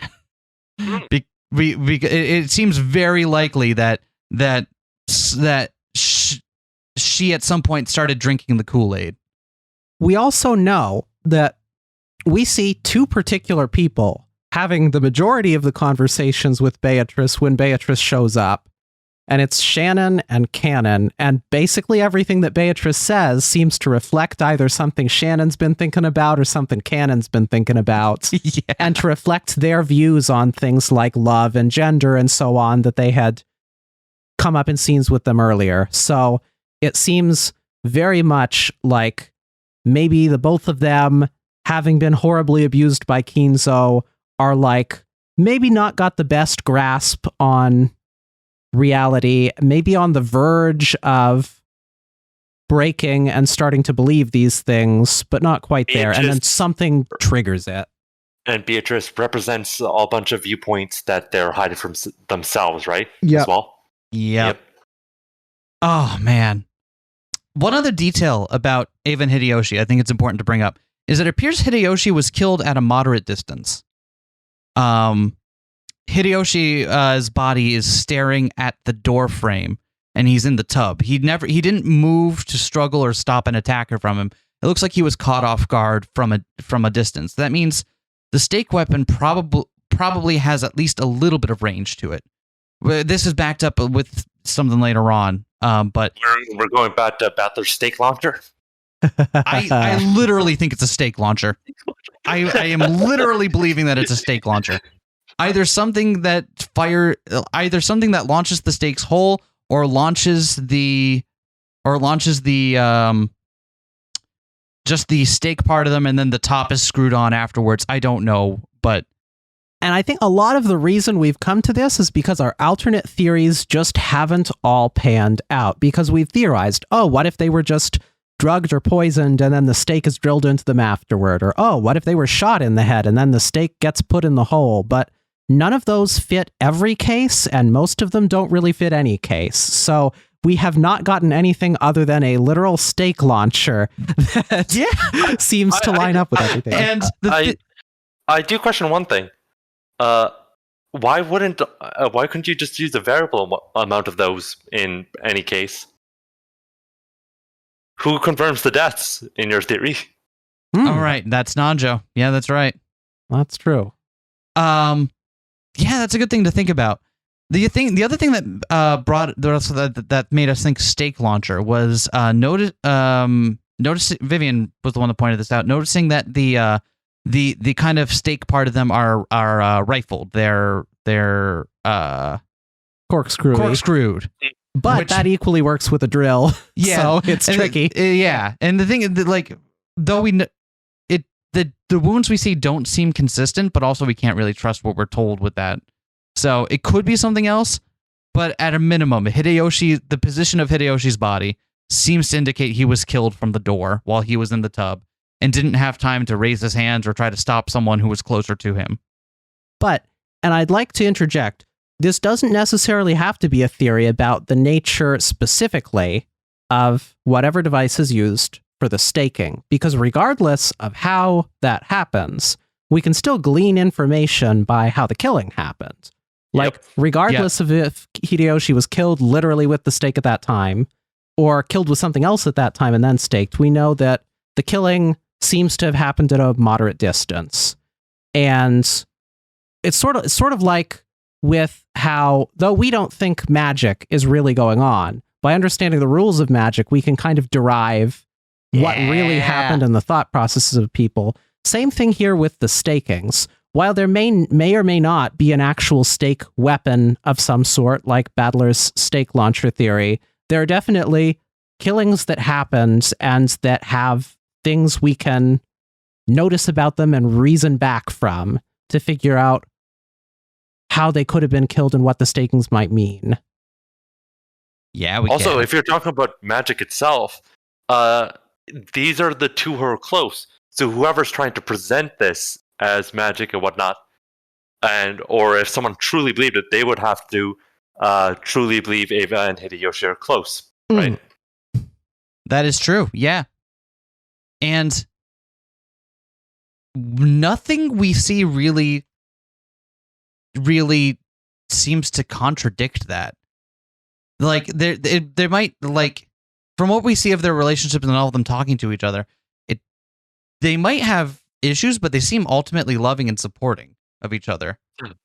Though their comment on going on a vacation on the Maldives after really makes them look super sus there. Doesn't it? It really does, which is part of why we dovetailed back to them maybe have been in on it. And it also seems like Eva definitely knows Natsuhi's innocent and is trying to set her up with the whole receipt trick. But that's a whole nother thing. Oh God. But we gotta, Jesus Christ, we gotta keep going here. We gotta speed through this. Yes. Yeah. We have a 2-hour cap on what Ableton will allow us to record, so we're trying to. Dude, I think we might need to cut it out and continue at this point. We're at 86 minutes. Okay. Yeah, don't worry, I got us. If we need to do segments, if we need that's fine. Or if you need to cut out, let us know, and we'll... I don't have an out tonight. Don't worry. Okay, cool. Boom. Next Twilight, Boiler Room. This one's interesting because no one notices the smell while they're going to check on Eva and Hideyoshi. The smell only comes when everyone's leaving from looking at their bodies.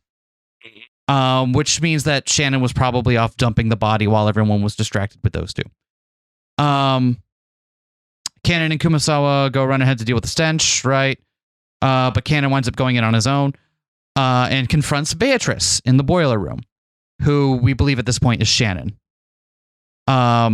It's like in stuff Kanon says to Beatrice here makes a whole lot of sense as if it's Shannon. Like, I won't let your words lead me astray again.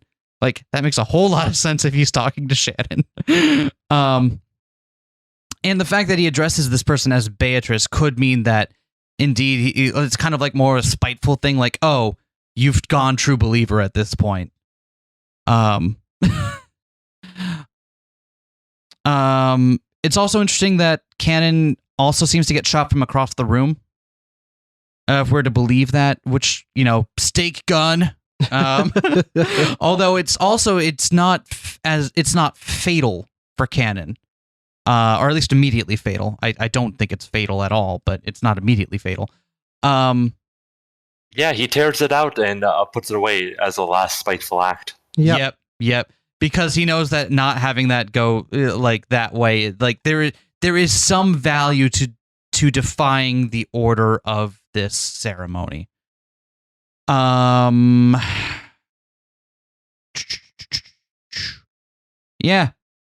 that one's pretty open and shut. We do get a cool detail about the boiler room here, which helps in a later locked room thing, which is neat. But no, I will say, if the KDA know that it is Shannon at this point doing it, because there's no one else who could possibly do it from their point of view, and she's killing the rest of them, wouldn't they pivot or somewhat try to deal with that? It seems like at this point they're letting it run its course because she's still broadly killing the right people. The problem for them comes when everyone... After Canon, yep. Yeah, the problem for them comes when Cannon gets shot, and then everyone holes up in the one room that Shannon can't get into. Yep. Which is when they start trying to pick, and we'll talk about that because I think they get really clumsy at that point. But yeah, at this point, I think they're just letting it happen because broad strokes, it's still going the way they want it to, but no, things are going to go off the rails in a little bit. Cannon also claims not to be furniture anymore in that scene. Good for him. Good for him. Big growth moment there. The important thing about Cannon dying here is that I don't think he does. It kind of just he's carried to the servant room, right, by Nanjo, George, and accompanied by Kumasawa and Jessica, and then it just kind of fades to black, and we're told that Jessica was probably with him till his last breath, and it's like, okay, probably, sure, but we're not given any reason to believe that actually happens. Which is also, Nanjo can just say last breath at any time, so maybe this is still going to plan then. Exactly. Nanjo can just be like, oh, yep, Cannon's dead.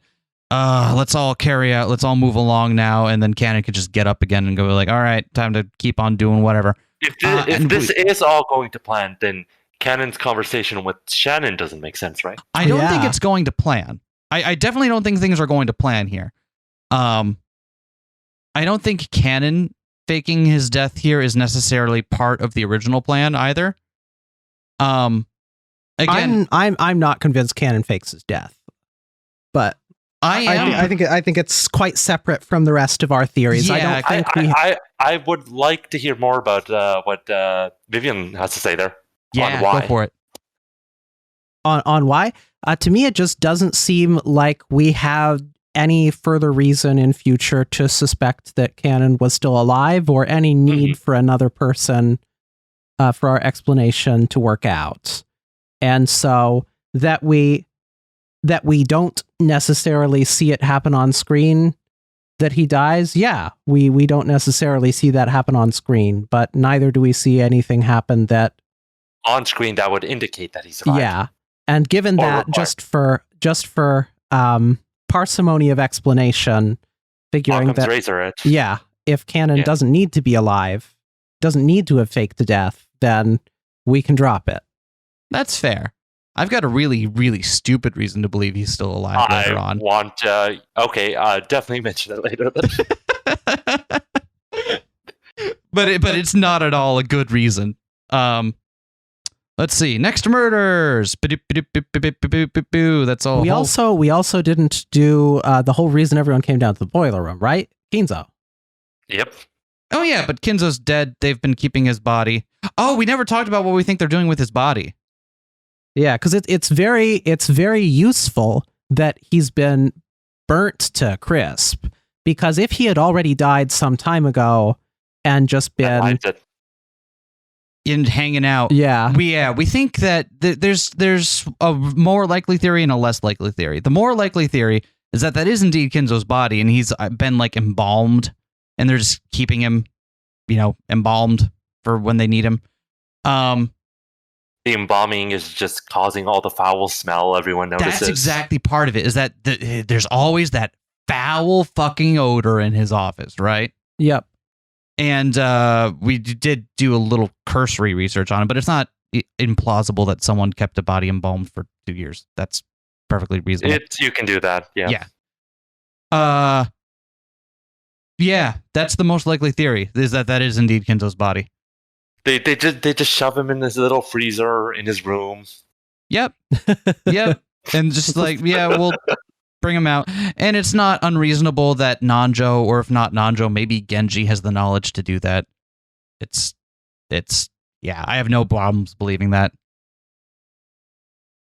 The silly theory is that it's someone else's body. They found someone else with the same kind of polydactyly and burned that body instead. That seems unnecessary. Extremely common.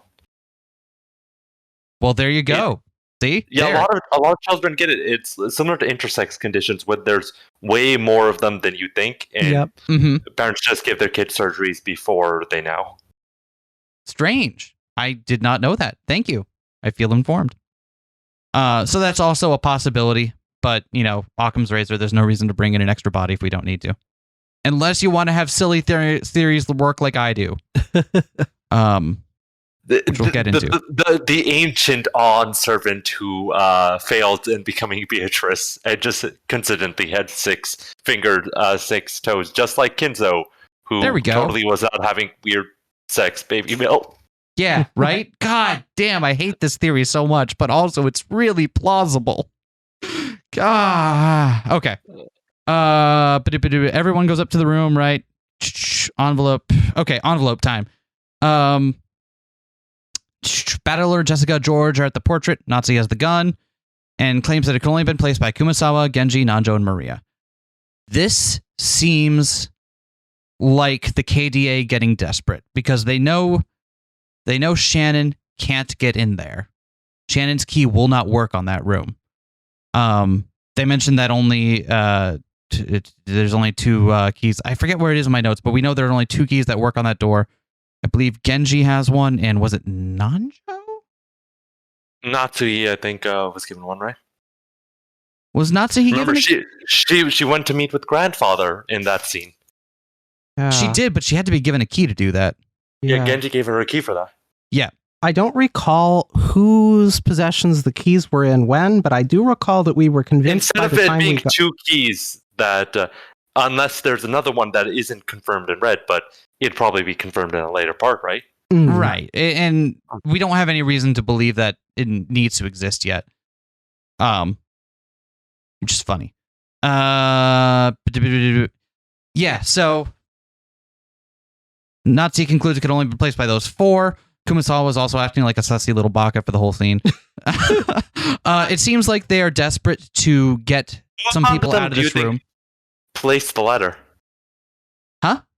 Who among them do you think placed the letter?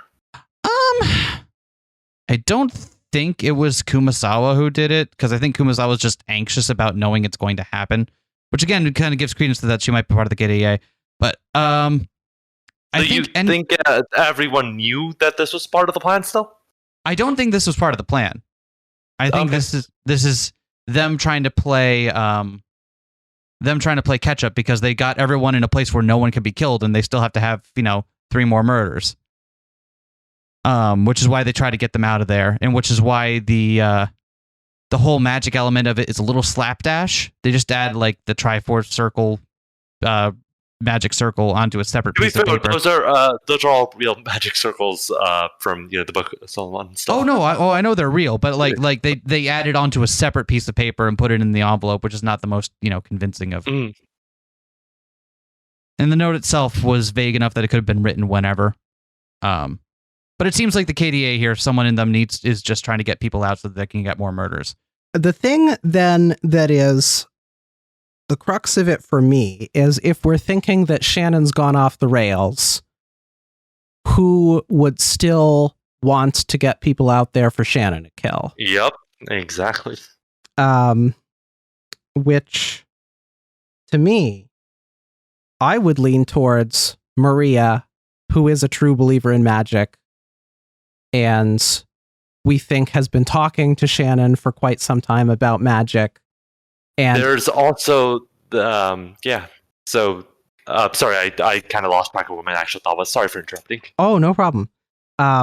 Just to me, it just seems like if anybody was going to be handed a letter well in advance that just has something vague and creepy without a clear reference to current events and gets told, hey, if things get dicey, you got to draw a magic circle on here and put it out for people to find. Maria would do it without question.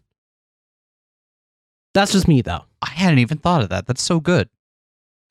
I think, you might be bringing me around to this. Because in my head, it was just one of the KDA. They're just kind of writing it off real quick and getting it out there just to, make it happen. Getting the letter, getting the seal, writing it in complete invisibility from the other people in the room. I mean, there are places to go in the room where you could be alone, but but you're right. It's a lot to ask. But the idea that it was a contingency from Beatrice, I love that, Vivian. That's a great one. It is. It cleans it up. Bringing me around to this. Oh God, we've only got 20 minutes left on this session. Okay, let's.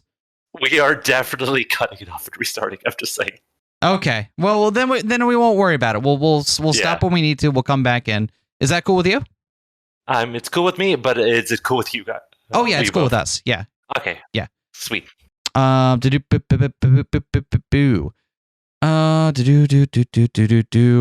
then everyone parlor murders, right? Because Genji, Nanjo, Kumasawa get kicked out. Along and Maria, they all go to the parlor and vibe. How does Shannon deal with them all if Shannon kills them all? Is the big thing. It seems like they're all kind of resigned to it at that point. Because there's no signs of a struggle or anything. They're just all sitting politely. It's like they're just like, yep, all right, I guess. It seems like on some level they might have accepted that they might need to die for this plan to work, whatever their end goal is. We also know that there are plenty of guns around the house, and if we suspect that Shannon's got a hold of weapons and that the folks in the parlor don't, then it's easy enough to hold them at gunpoint, cow them into submission, and then kill them. If perhaps they expect, no, we can still reason with her. If we just do what she says, maybe she won't kill us. Maybe we can get this back on track. And she's got a gun and we don't. Yeah. And wouldn't you look at that? That simplifies the stake launcher out of the equation. Yeah. It does, at least for those ones. Yeah. Yep. Because it's really, yeah, that's it. And Maria obviously going to go along with it because Maria believes in magic and believes in Beatrice. And if Beatrice says, hey, turn this way, don't say anything. Yeah, and Maria's going to be like, okay. Holy fuck. Sudden realization. Was Cannon ever stabbed with a stake? He could have had the stake on him and could have been injured by some other means in a struggle with Shannon. And the reason that him pulling out the stake derails the plans and throws the demon's roulette into chaos is because he took a stake at some point and is tossing it out there and giving additional evidence about what's going on. I don't know if that tracks. That's a really good theory, actually. That's an interesting one. And it gives me more ammunition for Cannon is still alive for really silly reasons. It is just Cannon faking it. Cannon could definitely be a way. But I think some of it might be like Cannon trying to get Shannon to go back on track or understand what's happened. There's any number of reasons. And I choose to believe them, despite all evidence in front of me. Anyway, Shannon comes in and it's trivial to figure. Like if Shannon has Maria on her side, Maria believes she's Beatrice. Everyone else is trying to talk her down, or it's not hard to figure out how that happens there. And then just but I will say, who got Natsuhi the gun as well? Who got Natsuhi the gun? That's a good point. I don't remember. I don't think we have that in the notes. Let me see. Where does Natsuhi get the gun? Is that in my notes? Her and Genji go to get the gun. Her and Genji go to get the gun. How many people have guns? Why would... we think she has a gun. We think Shannon has a gun because of what happens to Natsuhi later. But no, but I was thinking, how many guns are there? Because if they had options, right? So if they had more guns, right? Yeah. Couldn't Genji, Kumasawa, Nanjo all procure the rest of them? That's a good point. We don't know where the guns are located. We know from later chapters that there are multiple guns, but we don't quite know, and maybe we do know and have just forgotten, but I don't think we're quite sure where they're located and why the others would not be able to just go arm themselves. It's specifically Kinzo's gun collection. Is it in his study? That could be it. We'll have to go back and look into that one, because why wouldn't they arm themselves if they had the chance to? If the guns are in the study, that would explain a ton. But if Natsui was not able to get more than one gun, then it could be Natsui simply just not trusting anyone else to have a gun, but simply leaving them there also becomes a risk, right? Yep. Or someone's already taken them and moved them. Or if they're already moved and Natsuki only finds one gun and doesn't realize father has more. Yep. It depends on what they know and what you think they know. And there's just so much and that it comes back to the inundation. There is just too much to keep track of at times. It's like, oh my god. I've ever told you it's really stressful to me on some level that this was written by one person. Yes, it is. It is incredibly stressful. Like just that knowledge of like, oh. You remember 13 Sentinels and how that story just keeps expanding and has all these crazy plot twists and layers? Oh, it's like that, but if all of it also tied into all the characterization and like thematic meaning of the story as well. Yeah, it's like the level of detail put on 13 Sentinels is already above and beyond what I would expect from most commercial games. And then like another 2 layers above that. And also the writing team is just this one guy. And I'm like, god damn. This dude. Okay. Right, we're going to move on. So, yeah, Shannon just kills them and she just forces them with the power of gun. Yeah, either the power of gun or they've accepted their fate and that they believe that these people have to die to make this happen for some reason. Again, not knowing their motivations behind this makes it very difficult to work out the exact ways that this would have played out. If we're to believe what Maria says, we're pretty sure they haven't accepted their fates because Maria says everyone was saying, no way, no way, no way. Kumasawa kept saying, no way, no way. So I think that this leans us toward they were not expecting to all get shot and not resign to that fate. Yeah. It definitely seems like Shannon going true believer wasn't part of the original deal. Yep. And maybe getting Cannon out of the picture was a way of them trying to get someone to. But wait, Shannon was supposedly in the room with Cannon when Cannon got. Never mind. That's something I haven't thought about yet. Next murder. Next murder. Everyone. Well, we're done with the Twilights now. This is just. Are we? No. Natsuhi's not part of the Twilights, right? She's just an extra. Isn't she? I thought Natsuhi was just an extra because she got challenged Beato to a duel. Mm-hmm. And sorry, everyone goes down and looks. Natsuhi locks them all in the room. Shannon probably either shoots Natsuhi or takes Shannon probably shoots Natsuhi with the gun. Her golden staff, that's a gun. Her golden staff, that is a gun. And then probably places the still smoking barrel in Natsuhi's hands to make it look like, instead she pressed down B and used shine. It reflect projectile. So I don't think that quite tracks, though. I guess they could have switched guns. We know that she wasn't Natsuhi wasn't killed with her own gun. Don't we get that? Yeah. And there are other guns. I have no problem believing that Shannon has another one of those guns. Yeah. And that maybe the gun that... And also, it's not Natsuhi's gun. I don't know if the game would go to that levels of pedantry, but it's not Natsuhi's gun. It's Kinzo's gun. Yep. I don't know if to... I still haven't been convinced that the level's going to go... He just has a second gun. Huh? No, I'm just like, what does that imply? Natsuhi has a second gun? No, it's not Natsuhi's gun. The gun does not belong to Natsuhi. It's the... So what does owning mean? So anything referring to Natsuhi's gun, saying that something isn't Natsuhi's gun, is just true of every possible gun because they're all Kinzo's guns. Yeah. And I don't know. And the thing is, I don't know if that's going too deep into the literalness of the red text, but I think it's worth pointing out. Okay, fair enough. Either way, it doesn't really change the solution. Either way, Shannon chooses her. Also, there's a bunch of ways it just don't work. It jammed. They had loaded it with a blank, and Natsu had no power this entire time. Yeah, there's a lot. It's just, I think part of making this whole thing work was kind of ripping away the mystique. Yep. Mm-hmm. Yeah. And then credits roll. We find it's a message in a bottle. Blah, blah, blah. So here's why my silly theory for why Canon didn't die there. Yeah.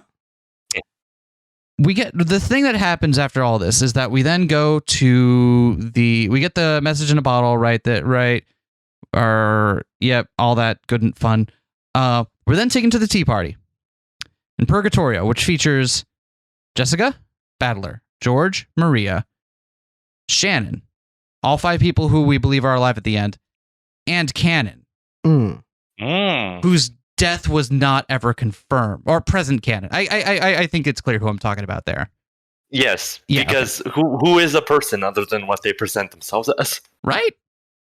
All very deep and philosophical. So that's kind of why I look into Canon not actually dying at that point. Because everyone involved in this tea party right from the get-go are the people that we believe are still alive. And I don't know what the significance of that is. I really don't. Vivian can talk more on this, but trying to figure out what the tea parties mean when they take place in Purgatorio has been very difficult. Yeah, it's been interesting thinking about it. It's interesting that everyone except Battler and Beato end up dead after it, no matter what. Yep. Yeah. It's like, why? It does seem... We did a little bit of... We have a couple of theories about what's the motivation, like... Because this, in some level, this is being done for Battler's benefit, not for his benefit, but because he's here. Yep, and right. We're not quite sure why yet. We had some from 6 years ago. Yep. Yeah, actually, we have a little note thing here called "What Happened 6 Years Ago," and I think some of that dovetailed back into that, especially if it was indeed Shannon that was. There must have been some interaction between Shannon and Battler 6 years ago. Indeed, we know there was. But that interaction is somehow what spurned all this on.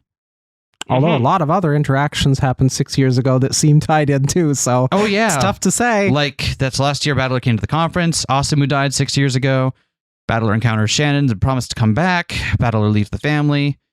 Jessica still had her bronchodilator 6 years ago. That's not important.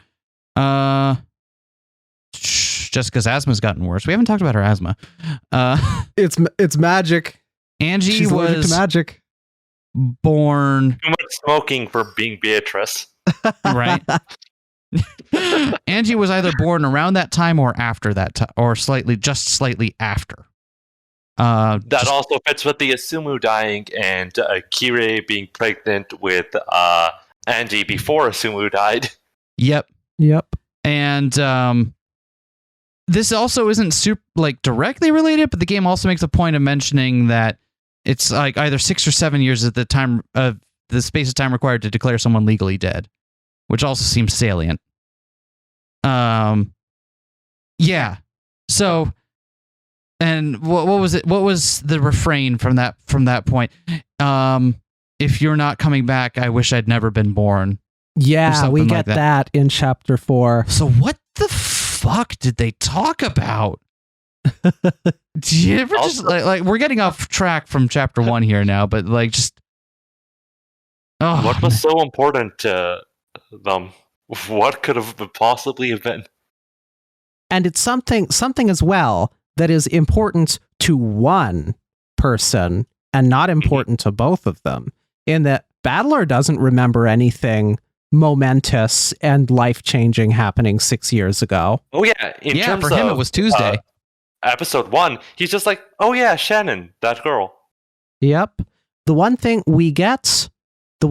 that first took me down the path here of suspecting there's something up between Battler and Shannon is in chapter 1, we get this mention of, Shannon remembers exactly what Battler said when he left, and she tells everyone the cheesy line that he said that he'd be back on a white horse for her and things like that. And it's like, that takes a bit of a different meaning if, say, Shannon was in the middle of being horribly abused, and Shannon thought like, wow, this one guy who came to visit didn't treat me like a jackass and said he'd be back. And, maybe I can be free one day, and then he doesn't come back. Maybe something like that. Yeah. That is definitely the sort of thing that would, if you compound it with abuse, and then he does come back and he doesn't remember. Yep. Yep, exactly. And it might not have even been the case that Battler thought of that conversation in that way. Yep. Yeah. It could have just been something he said as an aside, but for someone like Shannon who's been that abused that much, like she could easily have taken it as much more than it was meant. And things mean things for different people, and that would mean a lot, right? And then Domino meme, the entire Ushiromiya family gets murdered. Yep. Yeah, it's still all Kinzo's fault. Let's be honest here. Oh no, yeah. It's still all Kinzo's fault. Kinzo knocked over the first domino with a baseball bat. Right? No, a golf club? A shotgun. There we go. Yes, okay. Yeah. So it's funny. You mentioned how Battler doesn't remember Shannon all. Yeah. Do you remember in episode 3? Just a little detail that comes at the start, and you'll probably notice it on your playthrough. Do you remember anything about that? Episode 3. Let's check the notes. Episode 3? Yeah, it would be near the start. I don't have any episode 3 notes in here. What the hell? We started the notes at a weird time. I don't think I fully started them until we started the rewatch. It didn't really hit us that we should be taking notes as we watched the first time until we were well into it. Yeah, because oh wait. Yeah. Yeah. I had started a little document where I kept track of a couple little things that interested me, and it wasn't until we finished and decided to rewatch that we were like, no, we need notes about every little thing that's going on. It's not going to hack it to just have a, hey, here's who died in episode 1, here's who died in episode 2. Yeah. And despite the game telling us that over and over, it took us for... This isn't plain text, but I still feel like it might be a bit overleading if I just say it. But it's in chapter 3? Yeah, it is in chapter 3. It's just super plain text. It's just right out there. I bet we'll find it then. Yeah. I feel like, yeah. Yeah, well, then we'll find it.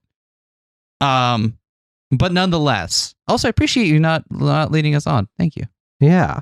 And chapter 3 is definitely the one that's least fresh on our minds as well, which is weird because 4 is the last one we played.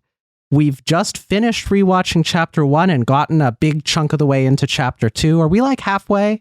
I think we're about halfway into chapter 2 right now. So it's like we have in order 2, then 1, then 4, then 3 fresh in our minds. So that sounds like the Devil May Cry starting timeline or Street Fighter where it's all fucked up. Jeez. But yeah, I know so much stuff happens in 3 with Shannon and George and some things with Canon. And I just don't remember it. Where it really feels like Shannon and Canon and Beatrice and George and Jessica all... It's the one that pops into my head out of the question marks, actually. Because it starts with Shannon and George going on their little date, and then Canon and Shannon and meeting Beatrice earlier, and the whole deal with them. Yeah. Like, the entire early part of it is just completely Shannon Canon focused. Yeah. And Beatrice.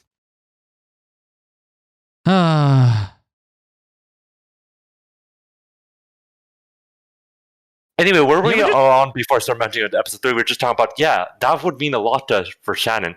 Yeah. But that with your theory, if Shannon, that would require Shannon to be one of the successful children, but then why would Shannon be a servant and not there, right? It's a great question. It's a great question. Because we know what that Kuwadorian halted at some point. And we don't have the direct time on here. So it could be that she indeed grew up with a little bit of, with that kind of abuse in her, but then it got cut off or stopped at some point when Kuwadorian stopped its thing. Which we will get the time frame on when we rewatch the part where the boat guy's talking about when You stop Also, making... in terms of Kuadorian, one thing, how many people would need to know about it and be complicit in the things Kinzo did? Just as a side note. Yep. Yeah, a staggering amount of people. Like Kawabata Nanjo- is just like, I'm just shipping stuff. They asked me to do it, whatever, right? Yep. Right. The shipping guy probably doesn't either. They doesn't seem to care to ask more questions about it, especially since Genji's threatening him, right? That's just like, oh, that's just my job. He doesn't necessarily need to. He knows, like, oh, there's a 6 other harbor over here, but I don't look in the boxes. I just do the deliveries, you know? Genji definitely knew. We think Nanjo as well. Because Nanjo, although I don't know how much we could trust this scene in retrospect. Yep. And in chapter 4, he's the one that recognizes, oh, we're in Kuwadorian. And it makes sense. You have that many fucking kids, you're going to need someone who knows what, someone with some medical knowledge. A doctor. Yep. Yeah, you're going to need a doctor. It's just how it is. What if something bad happens, right? You need someone you can call for them. Exactly. Yep. And a lot of it makes more sense when you think of it as they were probably being raised by previous people from Kuwadorian. Such as Kumasawa, who would also have to know if this theory is true. Yep. Or because we see that Beatrice is raised by Virgilia. So they probably don't actually, get to leave. So how would Shannon and Canon feel about all those people? Depending, they might feel ambivalent. Not in a bad way, but in oh god, they're too traumatized to even consider most of it. Either that or depending on how they were abused, they might feel like they're in competition with them. We haven't really delved much into it. No, I meant all those people as in Genji, Kumasawa, etc. Because in the KDA, they're working with them, aren't they not, in your theory? Yeah, the idea that we have is that they're working with the KDA. But it would, if they... It does throw some things into question if they were horribly abused and those same people were complicit, huh? Yeah, because depending on how they reacted to or internalized that abuse, Canon seems to think that he doesn't really have much of a choice in things. And that is often the result of, Yeah, exactly. And whereas Shannon seems to be like she took to things a little bit too well. So both for their own reasons, they seem to be still there. Which is a lot to unpack. Jesus. Well, I wonder, we don't think that Shannon was a Kuwadorian Beatrice. We don't think that happened, right? But we do think that Kinzo abused her. We get Beatrice's rants later about the things Kinzo did.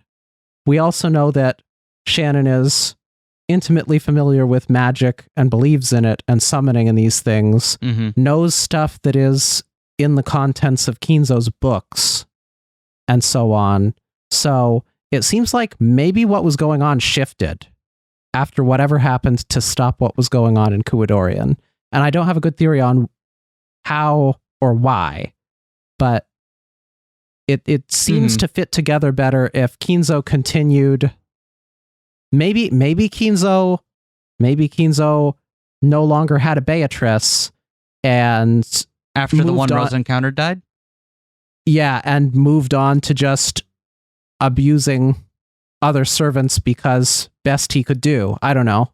Yeah, and I'm hesitant to pick too far into Kinzo's motivations here because it seems like on some level he was definitely mad. But his madness has a focus. His madness has a focus, and he is monomaniacal about Beatrice. Right, and whether that seems to be it seems like that started as trying to find a vessel and might have just turned into, oh, I'm going to abuse all these small children that look like the woman I have a fixation on.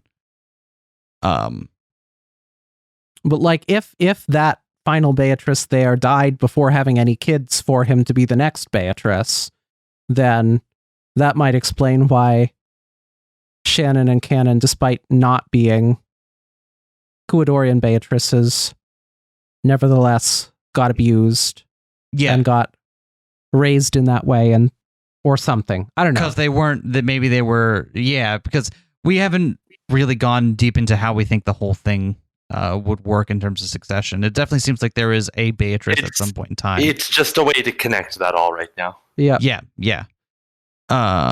Yeah. The thing is, despite feeling really good about some of these theories, they still leave a lot of empty space here.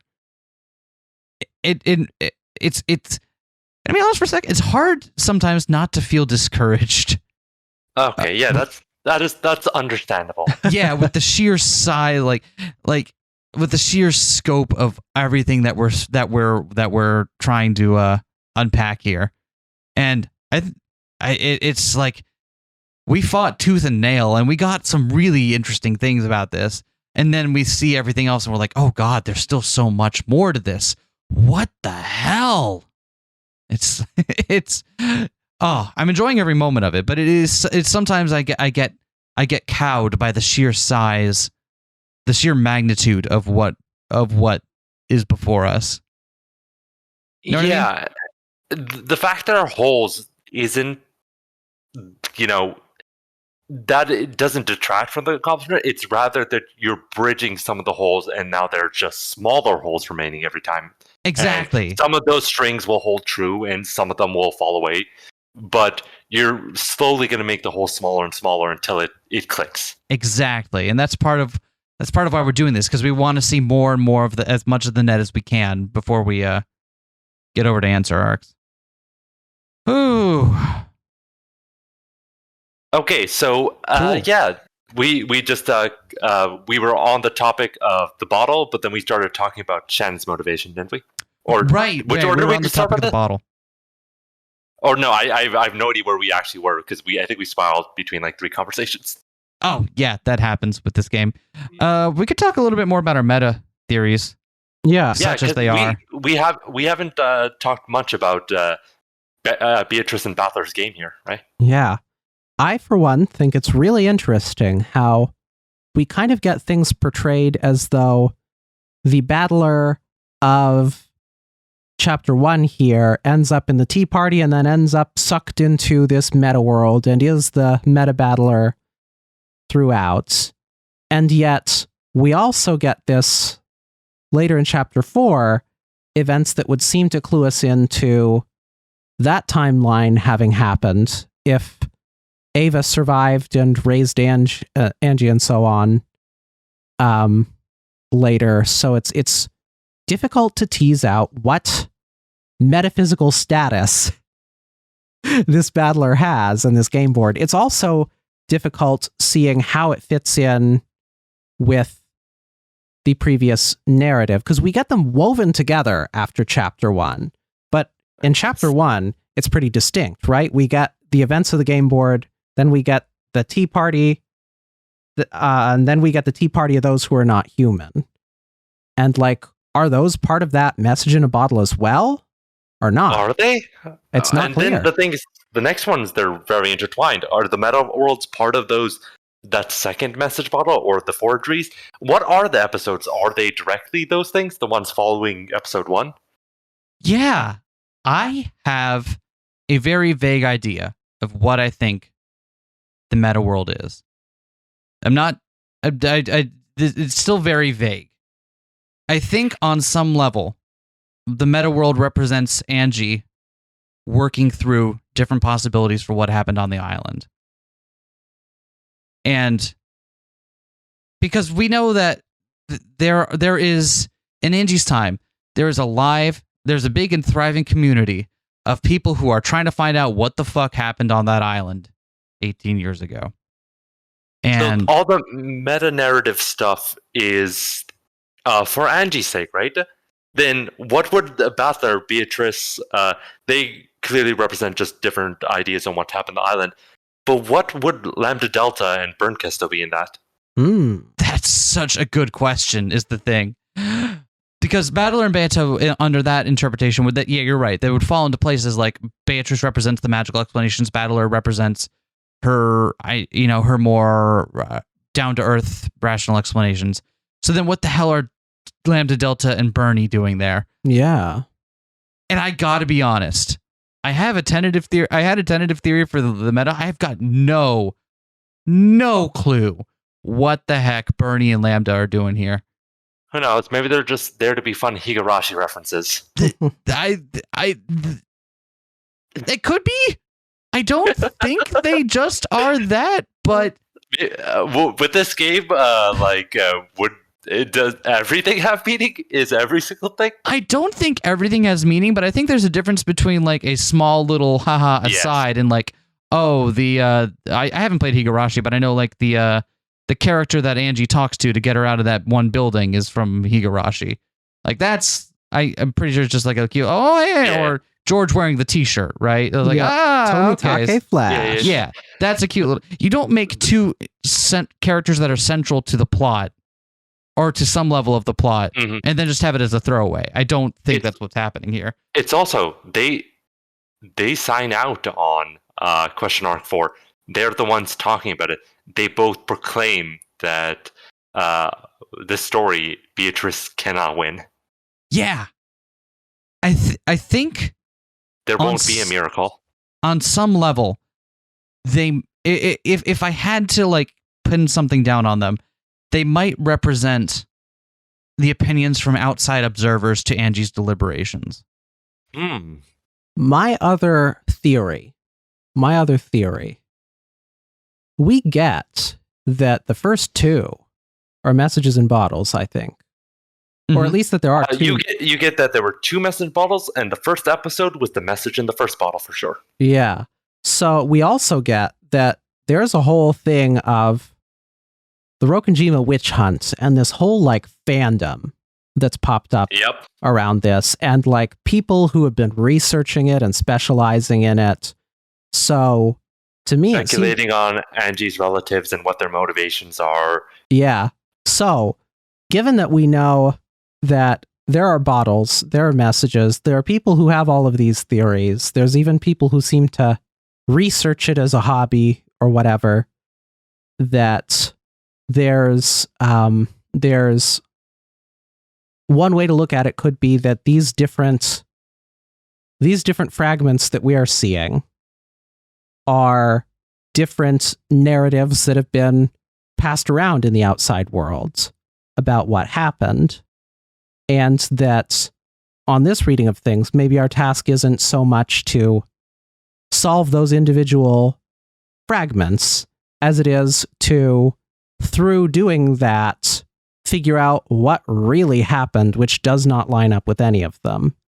And we also get the interesting thing about the second hand, because we know Maria's diary has another handwriting in it. We know the bottle message has another handwriting and it matches. And we know in chapter 4, it comes up again with some... I'm not clear on chapter 4 anymore, but Angie meets some guy with some documents and it matches.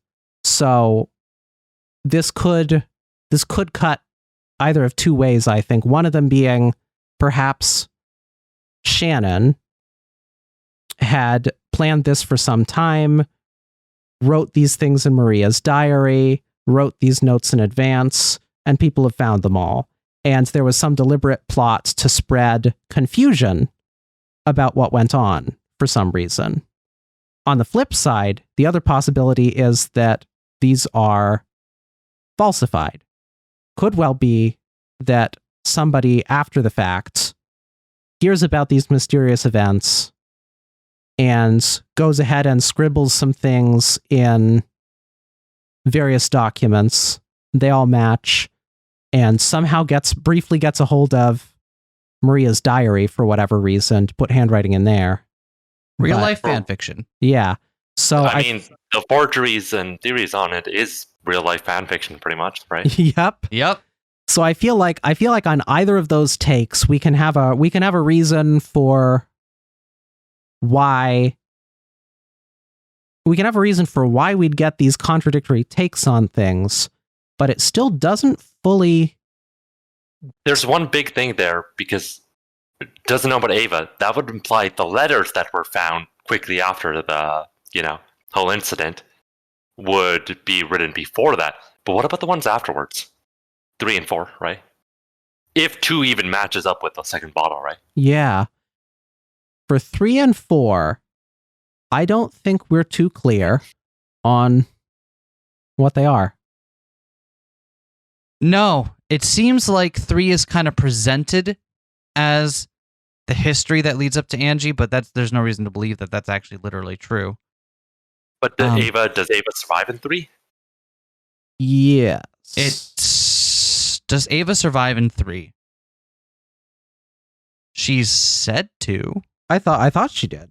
Maybe she doesn't. See, now every time I say I thought she did, and then I realize, oh wait, is that the game fucking with us, or is that just me not remembering? It seems like the game wants us to believe that she does. Whether or not she actually does is going to be a different question.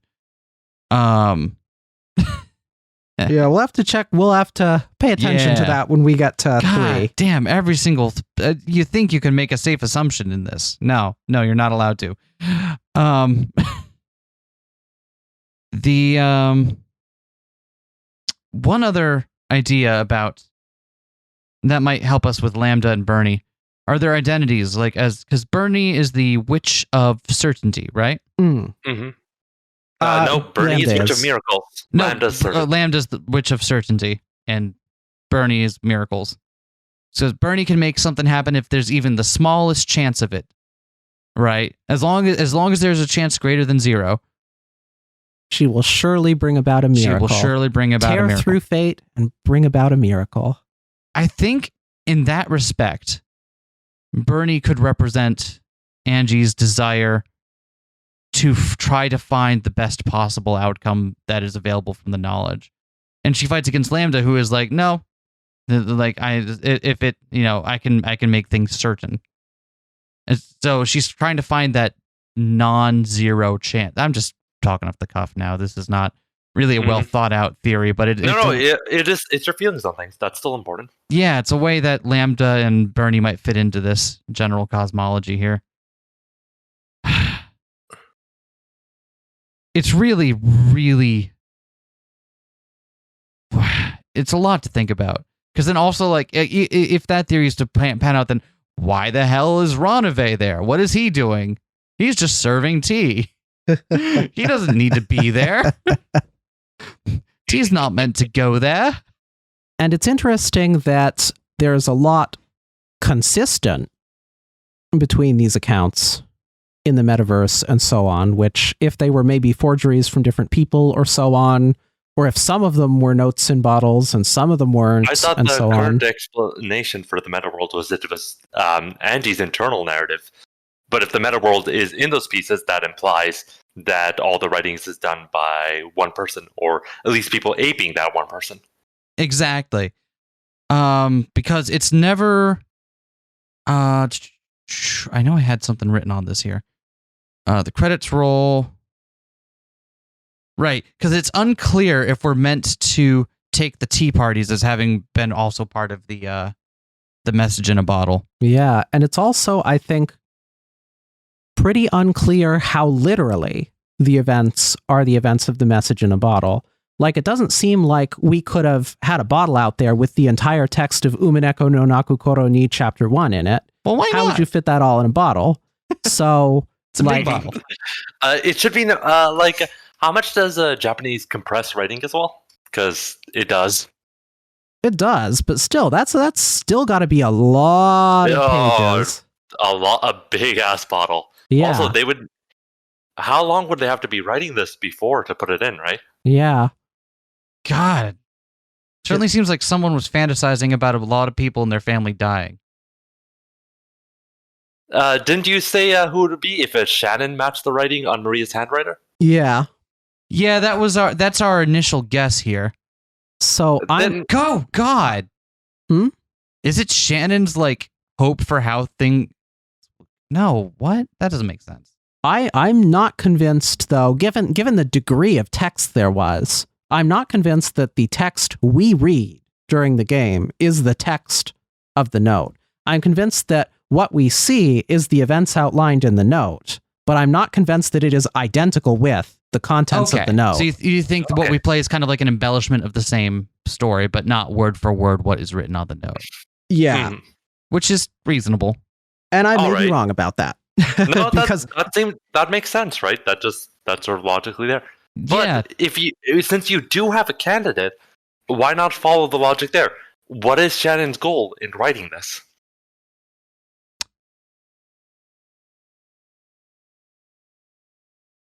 And why is it signed Maria? Yeah, that's the weird part. Why is it signed Maria? Why is it signed Maria? It's because it certainly seems like, if we are to take it as Shannon having written it beforehand, it seems like Shannon was fantasizing about killing everyone on the fucking island. Which, fair. And then this. By the time you have read this, I will probably be dead, although there may or may not be a corpse. You who have read this, please find out the truth. That's my only wish. Yep. Really wants the events to be focused on, thought about, looked into, solved. Why? Yeah. Why would a killer want their murders to be solved? It comes back to that. There's something she has to say and can't say it. Yeah. And this is the only way that she's able to communicate that. It fucks me up. Because what could be so monumentally important that it could only be described in this way? It also goes, but she's also the person setting it all up, right? In your current theory. Mm-hmm. Or it seems to be part of it, yeah. And I still don't understand why the murders would have to be carried out to make it look like a witch, unless it's, for someone's benefit. Yeah.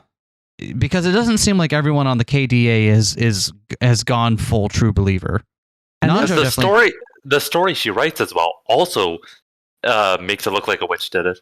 Right? Because in the same way episode 1 makes it look like a witch did it. No, the story she writes makes it look like a witch. I guess it does make it look like a witch did it, but it's also written in such a way that if you look at it, you have to come to the conclusion that a witch didn't do it. Yeah. So she wants someone to discover the truth there in that case, right? Yeah. And But then why make it look like a witch did?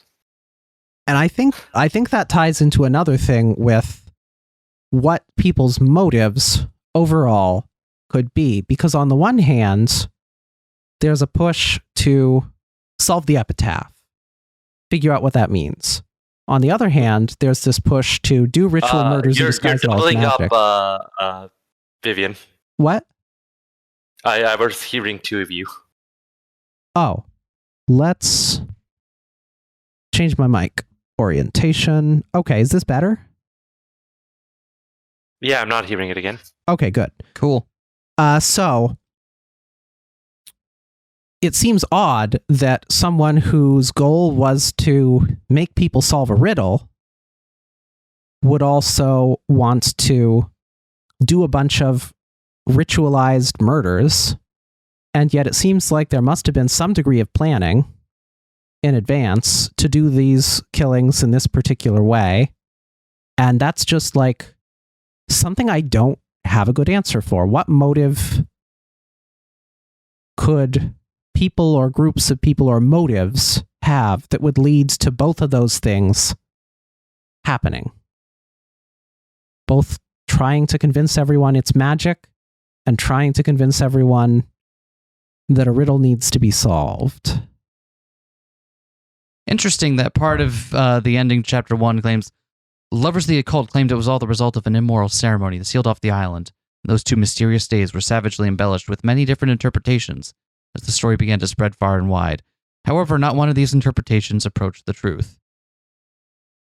Definitely does make it seem like that what we're being given is just one of many incorrect versions of events. Is it just out there in chapter 1? Is it chapter 1 just telling us that none of the chapters are true? Yes. So that's something. That definitely I love how much of it is just in there in the middle, and you kind of pass it by as like, oh, like just some like, oh, high-minded writing or whatnot, and then you're like, wait, because you know what? Because you know what made me realize that during the tea party, Battler brings up our body double theory. We had forgotten that he does this. And we had spent a long time coming up with this, and we're like, okay, no. With all this information, this comes together, and this makes perfect sense, especially with all the some of this all the knowledge we have and a couple of assumptions that make sense. What if Shannon's body wasn't Shannon? What if there was a body double? And then Battler just freaking comes out and says it in the tea party, and I'm like, God damn it. God. Oh man, to go through all that work and effort to kind of like come back to one particular theory, and then just have Battler be like, hey, but what if Shannon's body wasn't Shannon's? Particularly the fact that it's Battler. Particularly the fact that it's Battler. It's like,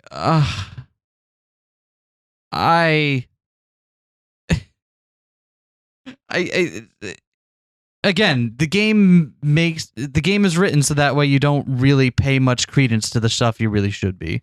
No matter how much it beats you over the head with it, it took us however long to really pick up on the magnitude of what we were actually trying to figure out here. And it's I think we talked about how the white text is really important, right? Yeah. We had a lot of discussions about how to take the white text. Mm-hmm. Because it's definitely we still never really talked about the scene with Natsuki and Kinzo. Oh yeah, we never talked about that. Let's circle back there real quick. So probably the easiest solution to that is that Natsuki would be a part of the KDA. That would neatly solve everything there and make it easy. And then Kraus is, an householder, and she's fine with him dying. Yeah. No, I can see. Is that it does. Natsuki does seem very loyal to Kraus, no matter how much of an asshole Kraus can be. I have a really wild and completely ill-advised theory. Huh? Kraus was a body double the entire Ushiro. Kraus was a body double. All right, so no, hear me out here. Imagine this. Kinzo's body is still in the study, propped up, facing away from Natsuki.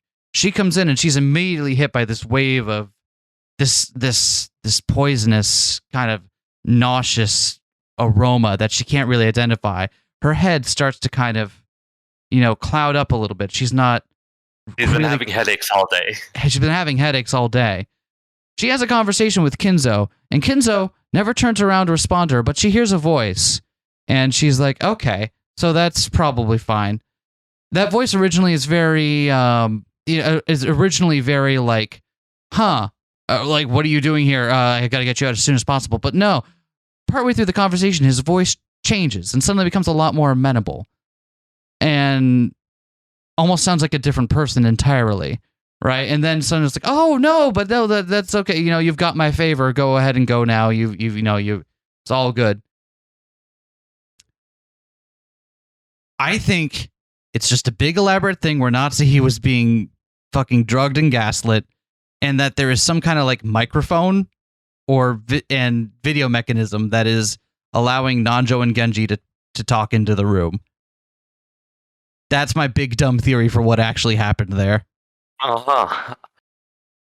Yeah. How many assumptions do you need to make to get that? How many assumptions do I need to make to get that? Like, actually list that out. Like, what are the assumptions that need to be true for that to work? The assumptions that need to be true for that to work is that there has to be a microphone set up so that way someone can hear it.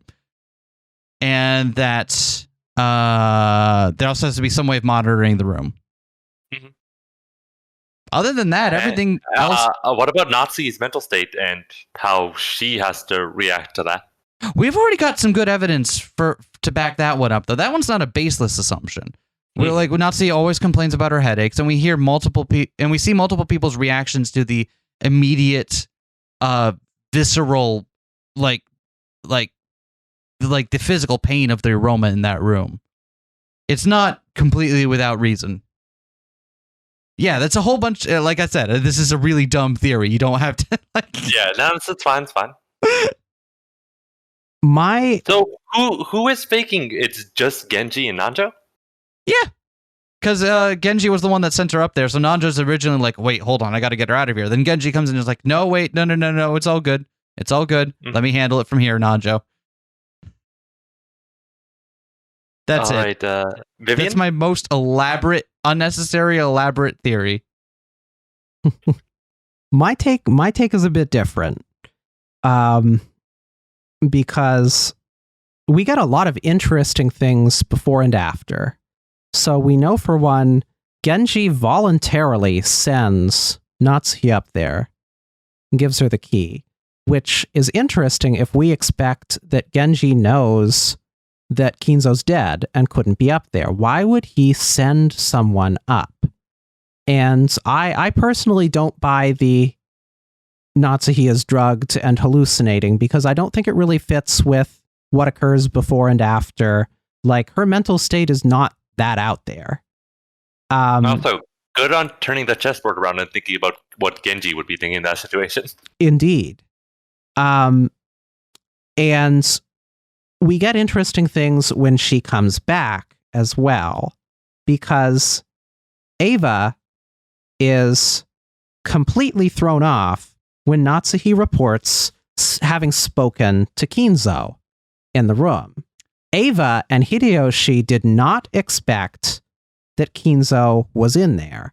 So we thought Ava and Hideyoshi either already suspected Kinzo had died or heard about it if they had been pressured by the killer or something. In some way, they expected no one to be there, and that Natsuki would not be able to get in touch with Kinzo.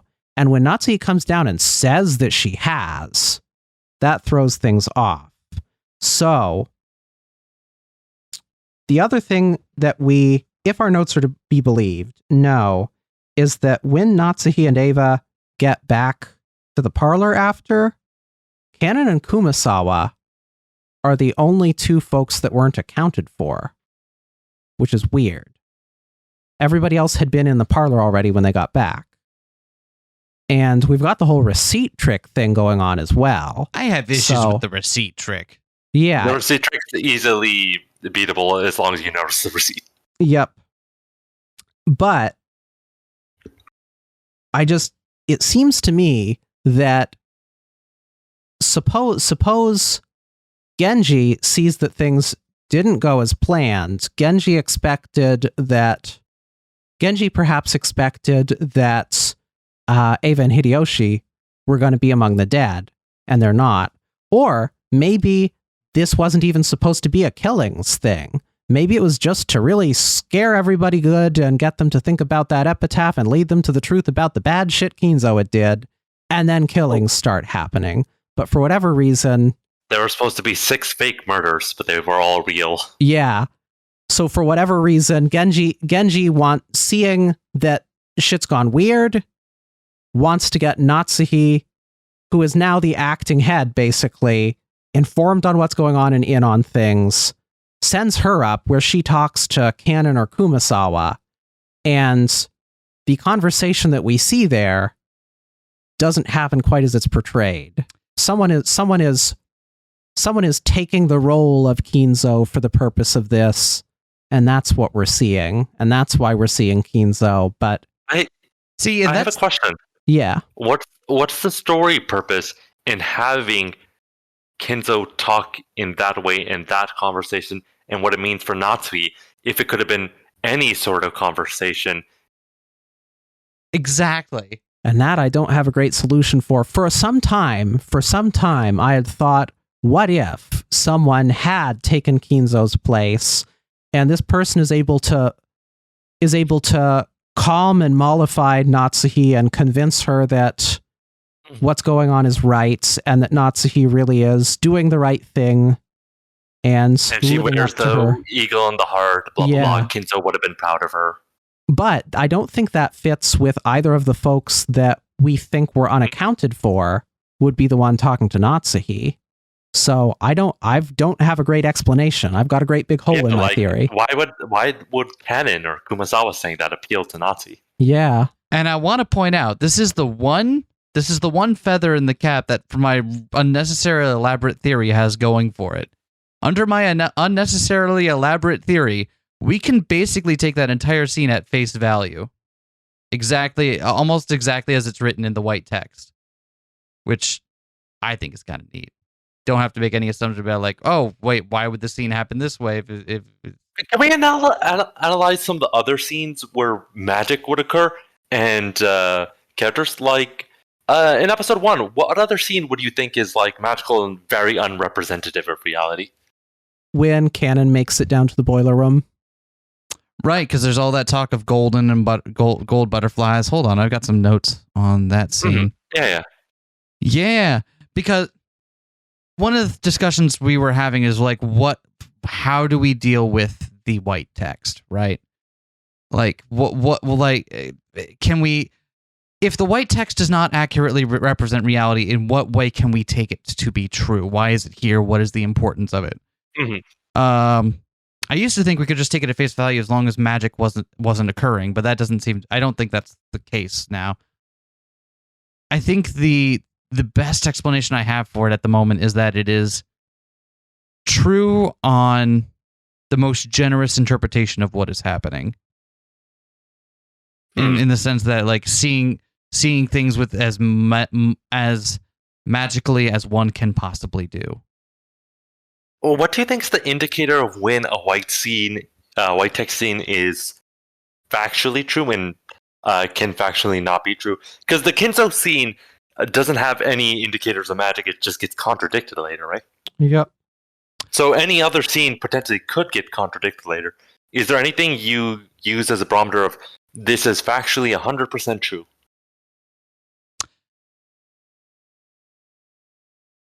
It's a great question.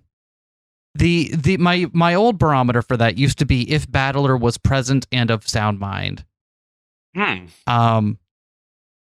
I had originally placed a lot more weight on Battler as the kind of piece for Meta Battler. And I think to a degree that's still there, but I think what specifically caused you to drop that? When I started thinking more about like what actually Battler's piece meant. And like, there's no real reason to, because and also Battler starts to see other things that could be magical as well, and especially when his will starts getting broken toward the end of the second game. And Battler's not even there for all of it. Like, we get things well before the game board in Chapter 2, well after the game board in Chapter 4. I think the one thing we came down on is that the stuff that takes place outside of the game board can generally be taken with what it is, knowing what we know about how Umineko likes to obscure particular things. Like, the stuff outside the game board can generally be taken to mean what it means. But my thought on what white text we can trust is that is indeed what it's about. Trust. We get a lot of different sources of text. Sometimes things seem to be witnessed from a character's perspective. Sometimes it seems to be an omniscient narrator. Sometimes Battler's there for it. Sometimes he's not.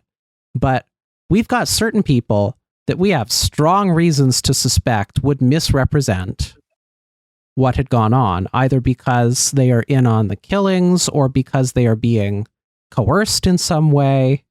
We also have a number of people that we don't suspect and think are being generally honest, and that a lot of figuring out which white text we can trust and which we can't is going to come down on the side of that, figuring out who and in what Without situations. love, it can't be seen. Exactly. You can only see that interpretation if you have love for that character. Yep.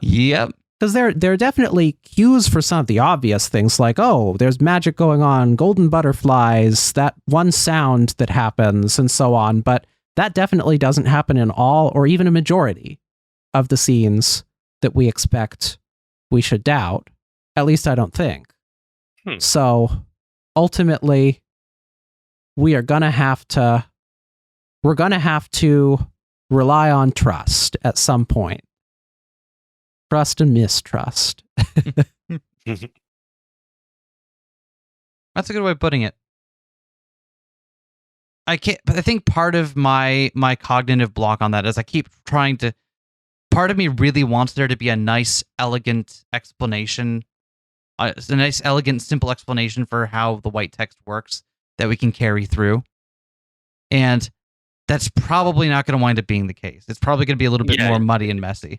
You want like a holistic. Not a holistic. You just want there to be like an airtight rule. I want there to be an if X then Y, right? Yes. And some particular set of rules I can apply to any set of white text and come out with like, okay, here is what this would literally mean. I don't think that's going to wind up being the case, which is unfortunate. But that's part of where my drive comes from, to try to find some kind of unifying. What do you think Ryukishi's goal was in terms of making the white text so unreliable then? Like, doesn't that naturally obscure mysteries and makes it muddy? I have something to say on that. Ooh. I don't think Umineko is a story about unraveling mysteries. I think Umineko is a story about unraveling stories about unraveling mysteries. I think we're supposed to go into it, see these scary events, and think, ooh, this is a murder mystery. And then there were none. Yeah. We're reading an Agatha Christie novel, and we're going to find some single clue that's going to neatly wrap up everything. And that's not the story that Ryukishi writes. Ryukishi is deliberately cueing us in on those things, giving us those stories, and then not following through on writing that kind of story. I think it's a story about other things entirely. And I think some of it is things that we haven't yet fully worked out. But yeah, and it's like, then you just got to start thinking about, what is Ryukishi playing with the mystery genre for? Right? Yeah. Why is it being used like this? What is the goal of that then, right? It still feels like there is a mystery here. It's just not the mystery that we're given. There's many mysteries, even. Yeah. That may tie up together in some neat way and may not. But it feels like the mystery. The way Vivian describing it is, the mystery is not the goal. The mystery is a tool Ryukishi is using to get you to do something else. Mm-hmm. Exactly. Oh man, there's a lot. Again, and this comes back to my feeling that it is really stressful that one dude wrote this. Oh yeah. It is absurdly long too. Things come back too often. It's also over the course of an incredibly long period of time. What's wild to me is that this is not considered to be one of the great works of modern Japanese literature. Imagine saying that and then having someone read the beginning of Umineko and Bather does a stupid breast thing. Oh yeah. Yeah. I can't. I started my playthrough with Jupiter and I'm like, I feel internal pain. It is just a bunch of ripped assholes saying bad jabs at her. Maria being obviously neurotypical and Bather just being garbage. Yep. And yet that's so... It feels like it's necessary for where it's going. These characters have a lot of internality. Also, I feel bad because I told you way back when there's a reason Ryukishi was doing this, and you still haven't quite hit the reason on why Bather is just awful. I mean, I also think authors should just be allowed to write characters that aren't good. No, I know, but it's like, it's such a worthless piece, and it doesn't serve anything when you think about it, right? Yeah. What does it add to the story? And it's clearly not how the story kind of depicts Bather overall either, right? Mm-hmm. Right. And that's part of it, is that it doesn't. It's just such a. I'm sure it serves some purpose, and then when we get there, I'll be like, oh my god. But it's not quite that. It's kind of you pulling other stuff together and being like, oh, okay. Yeah. Ryukishi 07 has earned enough trust in me at this point to be like, okay, no, I'll see this. I'll see you through, buddy. Don't you worry. I'll trust that you know what you're doing with this. He didn't at the beginning. It took me a while to come around to it. I know. I was in the channel beat like, yeah, this is garbage. This You were there for the original live stream. That was all right. This isn't really related to anything, but can I talk for a moment about how sad Beatrice's magic is? Yeah. She has the endless magic, which originally sounds really cool, right? Because you're like, oh, it's the endless magic. She can kill without end, so she can kill you over and over. The thing is, she can only kill you without end. She can't kill you in a way that actually ends you. Her magic lacks finality. Very sad. Does it? I mean, think about what the story implies if she's killed everyone. But not with magic. But not with magic. That wasn't related to anything. I had been thinking about the meaning of endless magic the other day, and I was like, oh, kind of sad. Another thing I want to bring up that I found interesting is in the tea party at the end, going with the meta theories about what's going on here and what is this on the meta level? What does Ryukishi want us to do? I find it interesting that it seems that Bernie directly addresses the player. It seems like it, at least, because Berncastle talks to us, and there isn't a battler on screen. And yeah, originally, even in like episode 1, where Bernie shows up after the witch tea party for the tea party for those who are not human, right? Yeah, and she looks at the screen, and we assume battler's huddling there, right? Yep. Mm-hmm. And she talks. The person she is addressing is her game piece, but is that battler or is that us? And is there some sense in which we could be a game piece? Is the game something other than what it's purported to be? I don't have a great explanation for it, but I think it's really interesting. I swear, when we finish this game, I'm gonna not stop talking about it for like months. Yeah, that's how they get you. You become the Umineko fan, and then you start watching other people's Let's Plays brain and not rot. stop talking. Yeah, you get the brain rot. It happens. Oh. Or you end up disliking it. Random thing in our note. Don't think so. Well, what? Go ahead. Or you end up disliking it, which I don't think is going to happen in this case. No, I cannot see myself dislike. Unless Battler turns to the camera in episode 7 and says something like "gay people don't deserve rights," and then I'm like, okay, that would make me not like it, but that would be would be a hard turn. Something in our notes that Vivian brought up.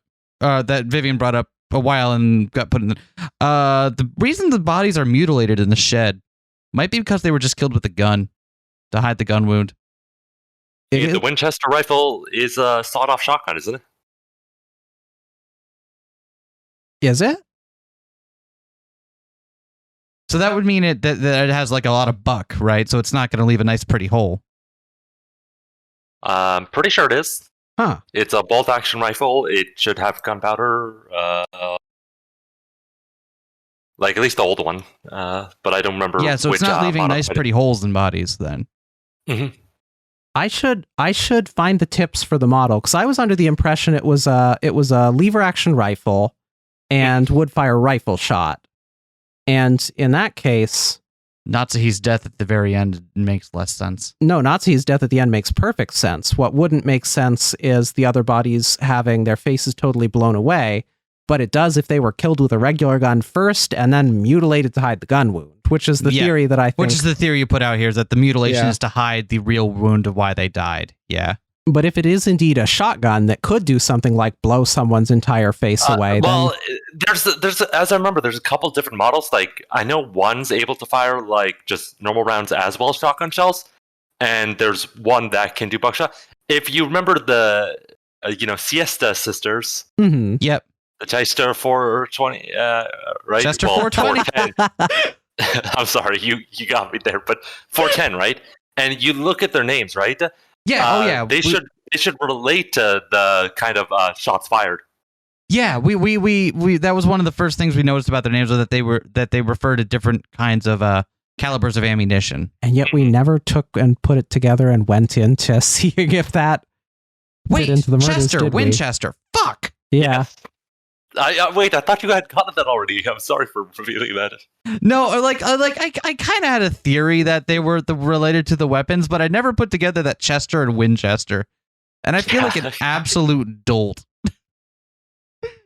And like we had put together that. Remember when they started doing computer stuff and you were just like, is this a virtual reality? Is this SAO now? Are we doing SAO theory still in play? Nothing we've seen discredits SAO theory. If you die on the game board, you die in real life. Nothing has discredited double SAO theory yet, though. What is double SAO theory?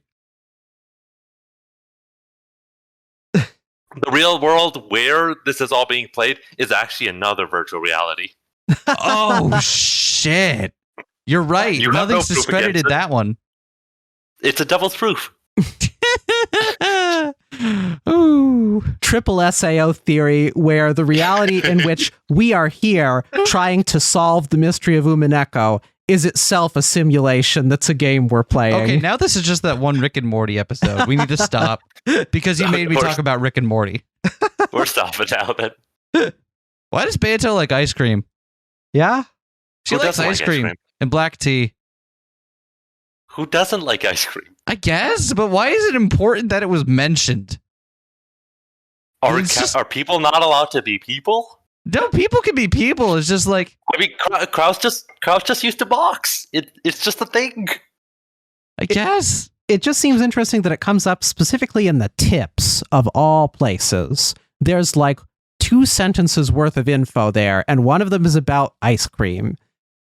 It's just, the classic like character profiles you get like in fighting games or any sort of visual novel thing. You just get, hey, they like this, they dislike that. This is a little bit about them.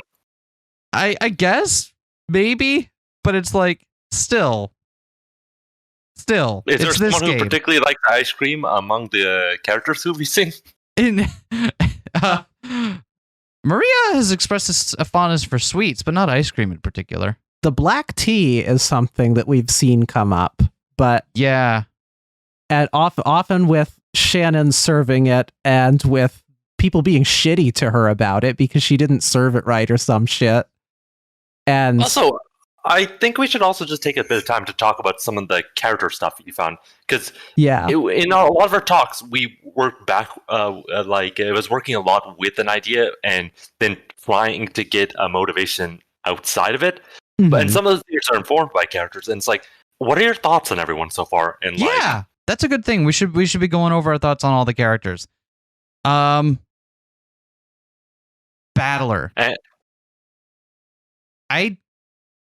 There is a non-zero chance Battler doesn't actually exist. We're going on the Battler and Angie don't exist theory. Okay, so let's listen here. There are just too many bits during the first game where it's like people either forget Angie exists or just like stop mentioning, or like she's not mentioned when she should be, and I'm like, I don't know what to make of this. Like when Battler says like, oh, the Ushiromiya family consists of 2 girl cousins and 2 boy cousins. Is he not including himself in that? Is he not including Angie in that? Mm-hmm. What about Angie's seat at the table? Why? There's just so many times. There is an answer to the seat at the table question that is pretty thing. What if they just set an order on the table among how many people are there? But they don't. That's the thing, is that it's so important that no one sits in Kinzo's seat. They put so much emphasis on people not sitting where they're not meant to. Isn't that specifically for Kinzo then? This was my thought as well. I didn't find the seats thing convincing at all because, like, by that time, they already know Angie's not there. They know how many chairs to put out, and they just sit in order. I'm willing to bend on that one, but there are still just a couple. There's still just a couple of moments there at the first chapter where it just feels like. Then, if Angie doesn't exist, then what is what is the meta narrative supposed to be other than Angie trying to figure thing out? I don't think And what would Battler and Angie not existing do for the story? I don't know.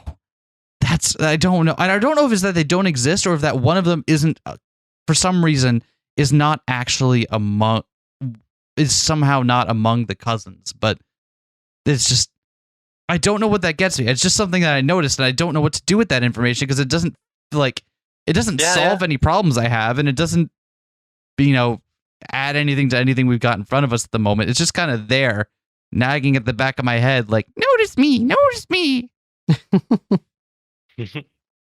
That's what it does.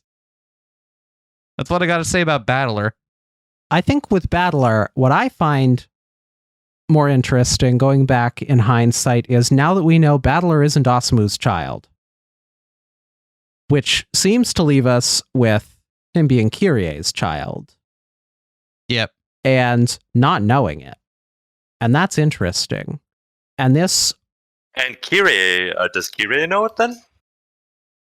I personally think so. I think Eskay disagrees with me. I don't think Kirie knows. I think it's perfectly plausible that she does not know. Vivian doesn't think it's plausible. Then what happened between Kirie and Asuma's children? They were in the hospital at the same time, had children. They were taken away from them. Osamu's wound up dying, and instead Battler was passed off as Osamu's child, because gotta have the legit heir. Mm-hmm. Which I understand is like a wild series of coincidences, but hey, whatever. Is it wild compared to Kinzo's baby mill? Yeah, exactly. Like if we're already taking up baby mill, then I think we can handle this one. But to me, they seem to be pretty different, because we know if we're to believe Kinzo is having illegitimate children and raising them as Beatrice or whatever, then they weren't born in a hospital with birth certificates and death certificates and those sorts of things. Yeah, it is a different thing. Battler was. So presumably, there would be some record of these things. And I could see it being covered up to the rest of the world, covered up to Battler, even covered up to the rest of the family. But the idea that Osamu could be there in the hospital, have a kid, have that kid, be told that kid in fact died, and have that kid passed off as somebody else's kid who was also unaware of it, and just get away with all that. That to me strikes me as strange. No, that's something that's perfectly plausible. Like it's not an uncommon practice for babies to be taken away from their mothers after birth and then, given back to them a certain time later. That's something that happens. Mm-hmm. That's not implausible. Absolutely, but it is uncommon for them to die and have no registration of things and have all of this stuff switched around. But have you tried having money? Rudolph would have the money and sway to make that happen. And if he's like, "Oh God, I just had it, I just had a child with my mistress instead of my actual wife." Oh shit, that's not going to look good on So here's my thought: why would he need to fool her? Why? Because do you think Kirie willingly just let that happen then? And 100%. I think that Kirie would be thrilled about it, because we get later that Kirie had been envious for ages, for years. She wanted Rudolph, and Osamu got Rudolph. And he specifically mentions to, Leviathan that, her child died and Battler Asuma's child lived, right? Mm-hmm. And what reason would she have to talk to Leviathan like that, though? I'm not sure, but my theory on what occurred is that suppose Rudolph needs an heir, and his kid with Osamu dies, and Kirie sees an in, because now she's got something that can tie her to Rudolph. She would be happy to let her illegitimate child with him be passed off as the real child, because that's a way she can gain legitimacy. She can get in, even if it takes time. She's been burning with envy for years. She can deal with it and do what it takes. And this also would line up interestingly with what happens when Battler leaves the family. She has Angie. Battler's no longer there to tie her to Rudolph, the notorious womanizer. Does she need another kid to tie Rudolph down? On the other hand, Battler, leaves due to Kirie being pregnant with Angie. Really? Yeah. Huh. And it Rudolph betrayed his mother, right? That's why Battler leaves. yeah, and part of me just feels like Kirie's pain over this is just like, I don't see any reason to doubt that later on. Like, why would she lie to random steak lady? I think that's really interesting the way you phrase that. Kirie's pain being real, and that's part of the story, and that part of the character being important and real enough that it's a disservice to not being real. Yeah. What we think about Battler. And we start Kirie talking a more about little what we bit. think about Kirie. And Rudolph. A little bit. Kirie, we think, is probably part of the KDA at this point, and somehow was the one that fed them information about Angie. I don't know what her angle in it is. It would make sense if she maybe understood that Battler was actually her child. Also, Kirie is one of the first people to go. If she's if she was a member of the KDA and plans are still going as planned, she wasn't very well informed, was she? Yeah. Either that, yeah. But she's also always the one trying to push Battler to. She's pushing Battler like, hey, turn the chessboard around. Hey, make sure you're thinking about things like. She has a lot of moments in the first chapter where she's kind of like trying to prod Battler into thinking a certain way. And we see her taking an even more outsized role as the chapters go on. Like, by the time we're in chapter 3, isn't it? She is spearheading the discussion between the siblings, which she is not one of. Mm-hmm. And yet, she is spearheading the attempt to extort Kraus. And then by the time we're in chapter 4, she's begging Battler to believe. Yeah, and she is Battler's sole connection, sole source of info on most of the events that occur after a certain point. And it's just...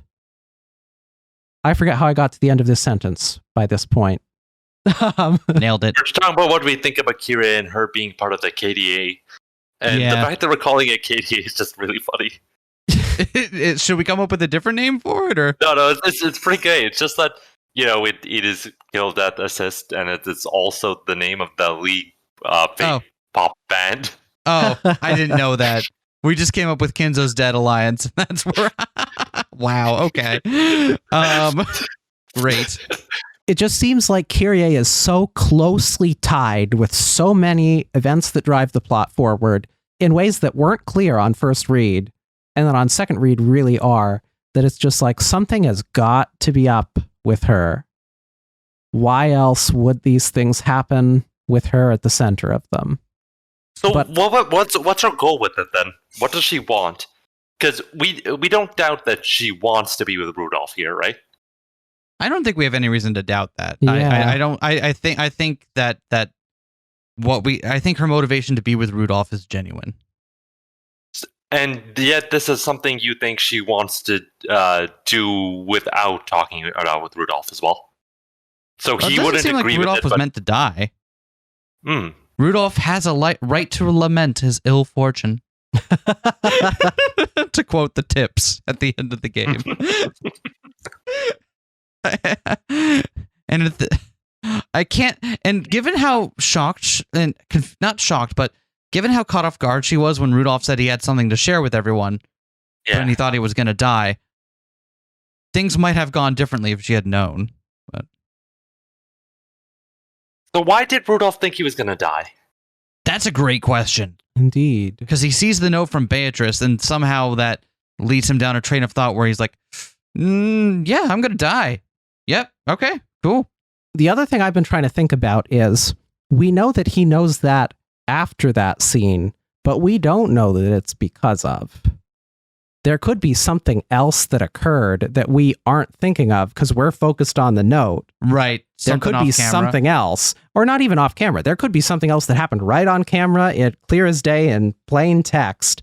That is important. More for Rudolph. Yep, just something that we aren't thinking of yet, but that if you were Rudolph, would suddenly be a clue that, oh fuck, things aren't right. Right, because what do we know about Rudolph's situation right now? He's drowning in lawsuits because he keeps sexually harassing people. No, it was trademark infringement. Trademark infringement. Okay, that's it. He's running a shady company and using things that he probably shouldn't be. Making Snoopy mugs. God damn it. Yep. Yep. He's right-clicking NFTs. He's Garfield mugs. Illegal. We made it. We made it over 3 hours in without talking about the Garf. The fact that I'm never going to forgive you, Vivian, for making Garfield somehow my brand. I know, right? She's the one who wanted to play a Garfield game, and now I'm the one that's getting added in the Discord with pictures of Garfield. I'm sorry that this might be a bit victim blaming, but when you say you hate being called the Garfield person, it makes everyone want to tease you for being the Garfield person. I know. I can't escape it. I'm trying to lean in, I guess. Your fate is to become the Garfield person. No. Well, better a Garfield person than dead with a stake in me. Brought it back. Hey. Let's talk about Maria. Want to talk about Maria? Mm-hmm. Sure. She's very sad. Incredibly sad. Chapter 4 breaks my heart. Yeah. Damn. Like. Also, Jupiter was instant like, oh, she's neurotypical, and I'm like, yeah. Yep. From moment one, you can. It took me longer than I want to admit to catch on to it, which is unfortunate. But and the way basically none of the adults in the family like catch on to anything or deal with her in any reasonable way for her situation, and even the other kids who are at least better at interacting with her, even they, like when Rosa's obviously beating Maria, everybody just clams up and is like, that's how it is. Because everyone's beating each other at the top. And then he's like, gets convinced pretty easily by George to just be like, this is the way things are. This is how parents raise children. This is normal. Yeah. Yep. Which it's not a stretch to imagine that the siblings are also beating their children, although we see less concrete evidence of that. But like George's attitude about it makes it not implausible. And even if not, it's the way they're raising all is different, but is also indicative of how you can raise a kid pretty militantly, pretty abusively without actually hitting them. And even if that particular kid wasn't, we all know that Kinzo was doing it to Jessica. All of them. Yeah, to all of them. Yeah. And that everyone ended up twisted in their own ways. So even if somebody managed to be free from being an immediate target of their own parent, they didn't come out of that family unscathed and without some very, very abnormal and awful experiences and ways of thinking and justifying them. The way we get pictured from Rudolph from like Angie and Battler isn't particularly bad, but he's kind of an asshole for completely different reasons that we have just he's still an asshole, but I don't think we're given any reason to believe that he's beating his children. Yep. Yeah. I think it's really interesting that no one in this family seems to have the vocabulary or like the framework to understand Maria. Yep. Maria is a neurotypical kid who is growing up without any kind of awareness without anyone in her family being aware of what to do with a child like that. And their only solution to every problem is to beat them until they start, doing what you want. And that doesn't work for someone like any Maria. other option, right? It's also the way Rose always frames it is like this is something wrong with you. You need to fix it. Otherwise, kids won't be friends. This is why everyone hates you. This is why I have to do this. I have to help you be better. Rosa even frames it in her own mind as helping Maria. And then she realizes, oh shit, I've gone too far. And then she's like, I actually still love you. I am so sorry. But every next time again, she forgets about every time this happened. And it's like, this is for your own good again. Yep. God. Which is very typical of the sort of abuses parents do. Yeah. I'm not going to pretend to be an expert on those kind of family dynamics. I'm not going to make any broad statements about how those relationships typically go, but I definitely believe that Rosa. God damn, Rosa. I guess we should talk about Rosa. And if we're going to continue the framework talk, we can talk about how Kraus and Ava, perpetuate the sexism they learned from Kinzo and other stuff. And after. So first, Rosa. She's also really sad. Yeah. She doesn't seem to want to do the job she's doing. She seems really sad that she can't find someone to love her. She seems really She seems like she's really torn up about the fact that she is at beating her child, but also doesn't have any. She also can't see any other way of dealing with it. Yeah, she acts like Maria is simultaneously the sole factor ruining her entire life, and also her last grain of salvation, and the last person that believes in her, and like yo-yos back and forth between those over the course of a single scene. Mm-hmm. And it seems like she's very almost disinterested in the family politics aspect of things. She kind of just goes along with whatever the rest of the siblings want her to do. She shows very little interest in running her company. She's not unintelligent or No. She's just very out of it. Like everyone else thinks incredibly lowly of her, but she's also the one who gets it right after Ava where solves the alpha tap. Right. She's like I didn't mean to imply that either. She's not unintelligent. I'm saying she's also involved enough because she wants that tap, but she's been cowed most of her life, as she's described, right? Getting bullied by Kraus, Ava, and Rudolph when she was younger, right? Yeah. Just always agree with them no matter what happens. Yep.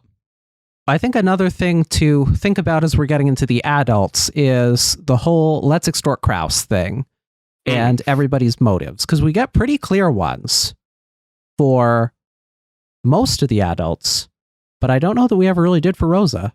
Why we did? Her husband, she took out a loan as a co-signer with him, right?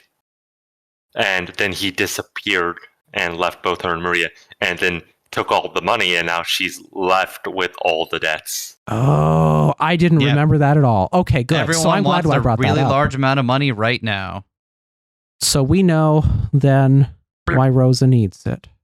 Yeah. Yeah, Jesus.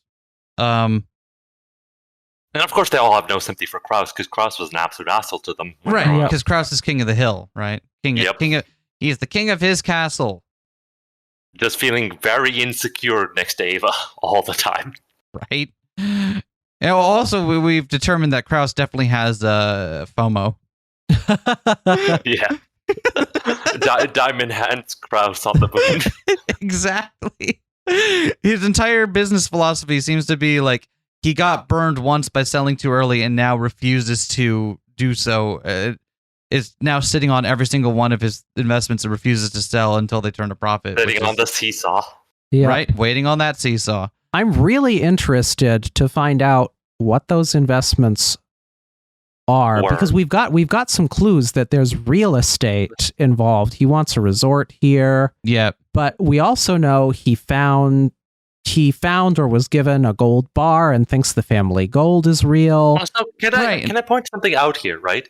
Yeah. There's definitely a thing with childhood and age and becoming an adult and what that means and how to change as a person. Mm-hmm. Yeah. That's Rosa's whole deal. She doesn't feel like an adult. She doesn't feel like she can be Maria. Like, it's all mixed up to get there, and how she can't be different from what she was, and she wants Maria to grow up. That's also there. And then you just kind of get the same thing with what is Kraus's metaphor for his business interactions? He's on the seesaw. Yep. That's his he's on a sea. In some way, they're all still like maybe don't feel like they're all fully adults yet. They do not measure up to the standards Kinzo set out for them. Yep, because Kinzo set impossible. God damn. And Kinzo, my dude. Ava as well. Remember Witch Ava? Yep. Oh God, yeah. Do we remember Witch Ava? God, I don't. It definitely seems like Ava's got a big chip on her shoulder from not being able to be the head of the family when she clearly and with some good reason thinks she's much more competent than Kraus. She kind of just is more competent than Kraus. Exactly. Yep. And that seems to be the big chip on her shoulder through most of this, so that she feels like she should have, not only did she get an heir before Kraus did, she's smarter and more entitled to it. It's she laments like the whole Sexton family, especially with like how Kraus just continuously uses that to put down Ava, right? Because he still feels threatened, especially when Kinzo starts saying stuff like, "Oh, if only I had a man who was like a man and a son who was like a man and a daughter who was like a woman, and not the opposite to both of them." And she's also internalized some of that herself. It seems like she just uses that on Shannon all the time, along with classism and like Natsuki. Yep. You're just a borrowed womb. I will use whatever it takes to make my position more solid and make myself feel better. Exactly. And she puts venomous barbs everywhere, but she's pretty aware of that because, the way she talks about George with Hideyoshi compared to the way she talks to George. Yeah, like she seems very like she's very intentional about this. She seems very like she knows what she knows what she's doing in the way she presents herself to different people is very much, if not calculated, it is a conscious decision. Hey Hideyoshi. Happy Hideyoshi. Do you have any thoughts about Ava or Kraus, Vivian, first? Let's see. For Kraus. Also, we put a disclaimer between pretty much all of these characters. They're assholes. Yep. Oh yeah. Oh yeah, like Rosa, deeply sympathetic and like understandable. You understand her entire point and amazing internality of how she feels betrayed, lonely, blah blah blah. She's still like the absolute villain. Yep. With Kraus, I find it kind of interesting. It really seems like he is trying so hard to bluff and compensate and be more than he is. Like, he doesn't have anywhere near the control of his own household and family that he thinks he does and thinks he has the right to as the head. And he's nowhere near the brilliant business mind he thinks he is, though he's sure it'll all just pan out if he holds on a bit longer. I get the sense of he's trying to live up to the person that Kinzo told him he needed to be and tried to which was force him to Kinzo be. too. Yep.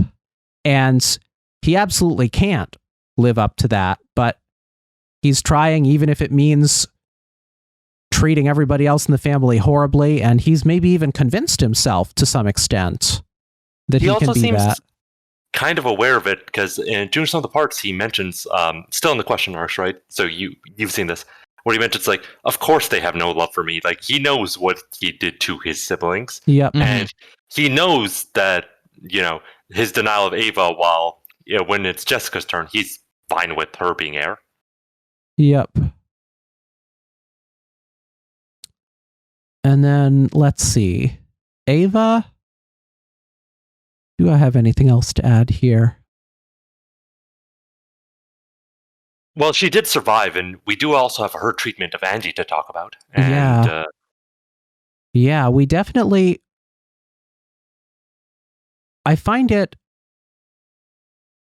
interesting, for one thing, the sort of dichotomy between her plans for George and her plans for Angie. Like, she very much wanted George to be the head and vicariously get her revenge through him. And that can't happen if George is dead. And so all of the toxic, negative traits that we suspect were under the surface in her interactions with George, perhaps, are just magnified, and her regrets and anger and all of that, even though she's the head. Yeah, it's still excessive. She's the head, but she's gotten nothing else she really wants. And the only reason she wanted to be the head was simply as a rebellion against her family, right? Yep, and now she's got nobody's face to rub it in but Angie's, who doesn't even know anything about what the fuck happened and why it matters. And Angie doesn't seem like she really cares about that. Oh, by the way, there's a little side story in Umineko Tsubasa where little things for visual novel or in the manga, which it does go over a bit more of Angie and Ava's the childhood thing, and it's really good, and you'll get to it. Good to know. Yeah. We're gonna. One of the things we want to do when we get to the end of it, we'll make sure we get all the side stuff that we need to. Mm-hmm. And I suppose my one other thing for Ava that I find interesting is she has almost always got an agenda, got a side, got someone who's the enemy. Like, we see this in episode 1 a couple times, both with the negotiations with Kraus, where she's pushing to get him on the back foot and try to get money out of him repeatedly. We see it as soon as the murders start happening, where she's immediately trying to pin it on Natsuhi, who we don't think she really believes did it, but nevertheless, she does insist to Battler that at least parts of it are true and try to get him to think it through. Like, she seems like she is always trying to calculate something to get out ahead, and that means somebody else has to come out behind. And I don't, even talking about Shannon to George. Yep. When she's done. Life is a zero-sum game for Eva. She's got to win, and to win, other people have got to lose. Yeah, that's a good way of putting it. Even that's the framework Kinzo uses as well with his it's always gambling. Yep. Although I think the interesting contrast there between Kinzo and Ava, with Kinzo, it's all magic, it's chance, it's risk, it's gambling. And with Ava, she feels she's earned it. It's certainty. She has worked as hard as she can, done things that she was told no woman could ever do in the family, taken every effort. Loves hard workers, and who was a young witch Ava's sponsor. Yep. From the Senate. By the way, have we talked about the witch Senate? We have not, and I have no idea what the fuck that is. God, witch Senate. I can't even begin to think about witch Senate. Do they have the filibuster? Witch filibuster. Do they have witch Ways and Means Committee? the endless filibuster. God damn. Oh my god, we are 3.5 hours into this. We should do a lightning round of the last couple characters here. Yeah? Okay. Hideyoshi loves the idea of having family, kind of seems to be complicit in Ava's treatment. It's always okay. Generally, it seems to love his family, though. Yeah. Yeah, Hideyoshi generally seems like he's well-meaning. He doesn't come across as like someone who's actively harmful. Seems like maybe he doesn't have his, like maybe that trustful nature of his gets him taken advantage of a lot. Seems to have an alcohol problem. Also, there's the thing with his sexism with even when he's being kind, and it's not like to Ava as a witch and trying to talk to her, right? Yep. Before she kills him in episode 3. Yep. There's this part where it's like, oh, the way she talks about it and the way the things he likes about her, it's all rooted also, like, you know, particularly in the kitchen making sandwiches, like right, in that right. Kind of, that it's like sexism. It's not him not being kind or to Ava or etc., but it's like, oh yeah, it's deeply rooted everywhere. It's even just the little things in episode 3 where they're just all eating shitty food they can, and like it's the woman's job to go make it, right? Yep. Yeah. Even after all the servants are dead. It's the kind of thing where it's like he's never had to question it before. And even Battler just coming back home for the family with all his weird sex and all that, instantly notice it. Oh, Natsuhi, this is right behind me. Oh, this is on the table. This is actually super fucked up. Yeah. In episode 1. Yeah, a little bit. We talked a lot about Cannon and Shannon already, right? Yeah, I think we can give that a rest. Yeah. We didn't talk much about George or Jessica. Yeah. We didn't. Jessica is precious, and if anything bad happens to her, I'll kill everyone in this room and then myself. It seems like Jessica just kind of wants to be a freer kid and has to repress that at home. It's kind of what we see of her during chapter 2, right? Where she gets to play Toho music. Yeah, she wants her mom to love her for being her. Right, Yep. and doesn't seem very interested in the whole family succession. I don't know that there's anything much deeper than that going on with her. She seems infatuated with Cannon. Yeah, and Natsuhi also just like we should probably talk about her and the way she feels about family, because she's like borrowed womb. The quotation marks. That's really disgusting to say. Yeah, Natsuhi definitely feels like she's like she doesn't get enough credit for the work that she does to keep this family together. Like she's always going to be second fiddle. Like in that none of the contributions she makes to keeping the family running are ever going to get noticed, which is why it means so much to her. Jessica for the same thing, and that's what she thinks she has to do with a mother because of how painful it was for her. Right. But and getting her ready, air in the head and everything. Getting her just like being like, no, this is not what your future's going to be like. Your future's going to be like what mine was. You're going to be. This is what you're going to get when you get older. You get a better version than what I got, but it's going to be this laid out, right? Yeah. Also, but she also puts down the servants for pretty much the same kind of things with how she treats Shannon, Ken, and everyone else, right? Yep. She's got a certain I maybe paranoia isn't the right word, but she is sharper than people believe her to be. Like she's already like, it's weird that Kinzo's got all these servants that are allegedly answering to me as the woman who's in charge of all of the household stuff, and yet they don't. She goes off and gets Goda so she can have her own servant who was hired by her and is loyal to her. And it's like, that seems to be a level of insight on things not quite being the way they seem to be in the household that totally blindsided the rest of the siblings. And interestingly, how her conversation with Kinzo, like, if you were her child, I could be proud of. Like, if Kinzo had accepted her, like, then things would have been good, is what that conversation's saying, right? Yeah. Mm-hmm. It feels like she is always doing more than anyone is willing to recognize and never getting credit or respect for it, and taking it out by behaving in the exact same way towards the servants. Like, she has not seen her family in how long? She was given away in a way that this was supposed to be her new family, and it just kind of never was. Yep. Speaking of old family, we need to talk about the Sumaderas at some point. Not today. Not on this episode. Not today. Yeah. The Sumaderas, Once we get there, are they haven't left my mind. Still... Do we have any thoughts about Kinzo other than Baby Mill, most horrific human being in the plot? I think we got Kinzo more or less dead to rights at this point. I think we've still got one thing that's interesting to think about, though, which is it doesn't seem like Kinzo was always stark raving mad, right? No. Like, something happened.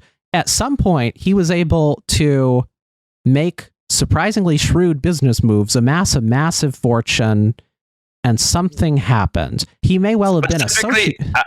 Ally with the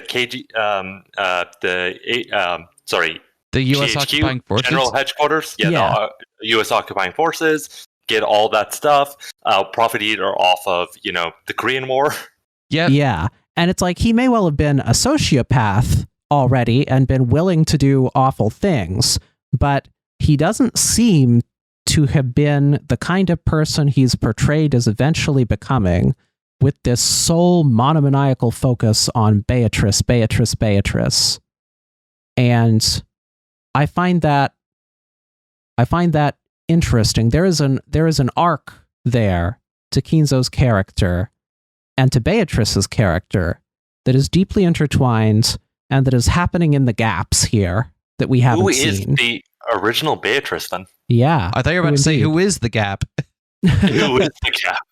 In which we have an answer, but it's not.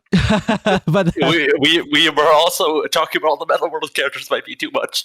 Yeah. No. We're still focusing on chapter 1 here. and Yeah. I feel like we don't have enough info at this point in this chapter to have great answers on Kinzo and Beatrice and all of their things, but I think it's at least worth noting that there's more to Kinzo than the version of him we see. Also, At this there's point. something we should note about Kinzo is a parallel that comes up all the time. Battler looks and acts just like him when he was young. Yeah.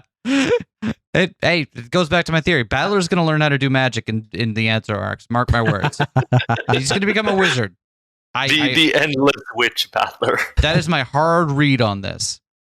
The endless sorcerer. God. Who else we got here? Because we got to...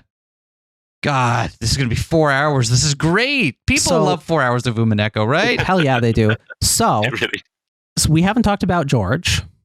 George is worth thinking about. He seems like a nice dude, but it seems like he's also a little bit of a sociopath. He seems... Yeah. But Very I think it's less that, it's more that, he has these goals that he's get into where it's like he focuses on a relationship as a sort of life goal rather than being a relationship that he's a part of, right? Mm-hmm. Right. He's got his plans out in front of him, and he knows what he's going to do. He's already working. He's already doing time at his father's company. He's going to get his own someday. And part of that means finding a partner. And I don't think he's not interested in Shannon at all, but I also don't think he sees Shannon as more than... He cares about Shannon, but it's only insofar that he's in love with being in love. To a degree, yeah. He continually, we find him bringing up Shannon more as like a thing he owns than as a person that enters into these plans as an independent individual, because he loves her and wants to be with her and so on and blah, blah, blah. And yet he's got everything. Oh, sorry, what? That might be sort of a genuine reading because Shannon herself would say no, right? He does, but she's also, like in this theory, do you think she feels conflicted about George at all with how this is going? Because she's definitely not going for that life that they had planned together. Or George had planned for her, more likely.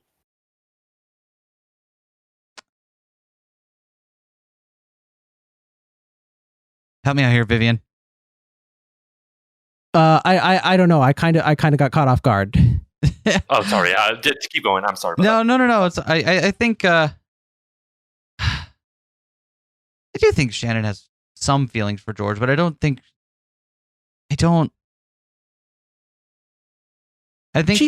sorry. I think something about the way the relationship is going is not. I think she's starting to see more and more of what George's idea of their relationship entails. She's also basically a kid still, right? And this is the first person who's shown real interest in her and so on. And after Battler. Yep. Yeah. And George is just steamrolling ahead and has already planned their marriage and all these things and so on. And she's just there. Again, we should it's really creepy as fuck that George is okay, just so we're clear on this. I know we kind of steamrolled past that, but 23 and she's 16? Mm-hmm. Literal child. Yep. All right. Moving briskly past that hello there, Michael. Past that uncomfortable sentence I just had to say. Kumasawa. If she's a previous Beatrice, it's weird that she's still hanging around. Yeah. I don't know how to explain that, other than that she maybe feels some connection to, or I know part of. How does it work if she isn't a previous Beatrice? How does it work if she isn't a previous Beatrice? I don't know. She's just a lady that's been working there a while. Yeah, and it's interesting that it's brought up to us specifically that she's been on and off the island, and we find out in later chapters that she had seemingly been investigating what was going on around the island, like had photos. She also has a family outside the island with children and grandchildren. It seems like maybe she got away, but something brought her back to it. It can be it can be difficult to leave those kinds of those systems. If she was also victim of abuse at some point, it could be that she just has difficulty functioning outside of that system. Something else that I think is worth bringing up with her, she's one of the few that shows genuine understanding and concern and sympathy for Shannon and Canon. We get that scene right after Shannon has gotten verbally abused by Natsuhi and whoever for serving tea wrong in the parlor, and Canon's outside and he's mad, and the observer there is Kumasawa, who's like, oh, these poor two, and then something about, but the heart wants what it wants or whatever. I don't remember the exact line, but like it's heart goes, heart wills. Yeah. It seems to imply that she has some degree of knowledge and understanding of what's going on and feels like shit about it.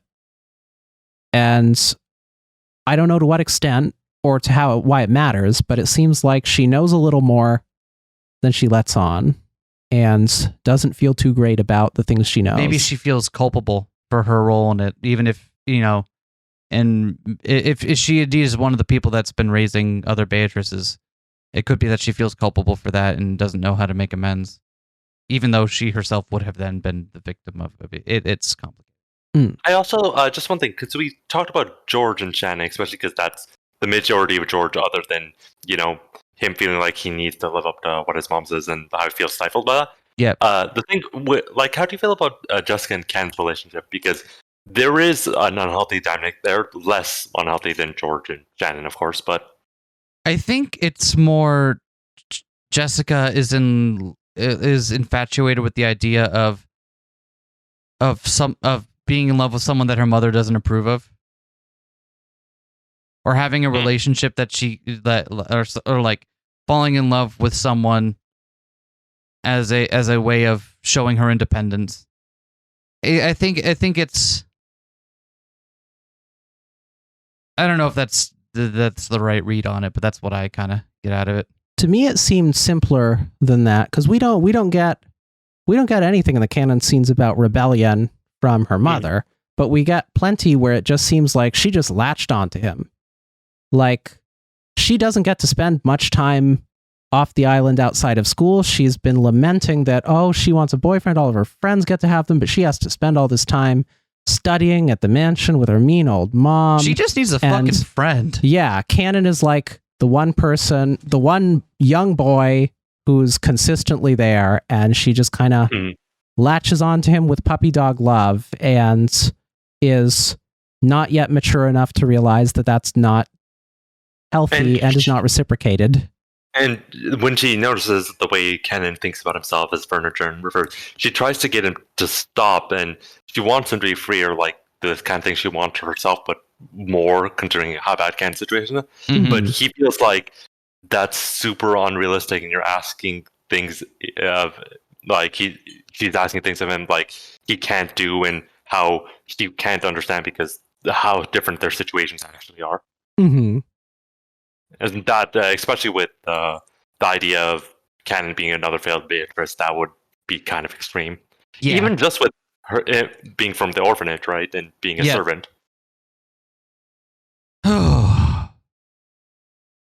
Okay, we are 10 minutes away from the end of this recording here. Yeah, I think there's something else worth bringing up with Kumasawa. Hit it. Okay. Kumasawa and Beatrice, that is. Yep. Kumasawa was always the one who tells the little stories and spreads the info and acts as though she believes it. Like, it keeps coming up over and over again. Oh, it must be the work of Beatrice and so on. And like, that's interesting, especially given that we suspect A, she may have been involved in that whole thing with Beatrice. B, that we suspect she's been investigating the island in some way. And it's just like, why keep the legend alive if she is, if that's the sort of thing trying that to keep the seeds sown and make sure that Beatrice doesn't leave people's minds, or try to get people to think more about Beatrice's role on the island. Yeah. Not really sure a good answer for that, but that's a really good observation. Mm-hmm. Especially because she also goes for other stories, like how it's known as evil, Bandit the Island, blah, blah, blah. Yep. Yeah. Good old Akujiki Shima. Woo! I love red beans. Oh, yeah, a thing that doesn't come up a lot is the Tory that disappears right at the start. Mm. Yeah. We'll talk about that more when we do our Chapter 2 episode, I think. For reasons. But yeah, we got feelings about that. That's the whole idea of like Western imagery and stuff as well. Yep. There is just there's multitudes in this. We could sit here for another 2 hours and do this, I'm pretty sure. we probably could, especially because when we start getting, Beatrice, Virgilia, Virgil, yeah, exactly. Paradise Lost, all the Jewish Kabbalistic magic seals. Yeah. The man from 2,000 years ago who discovered the only element of this world is love.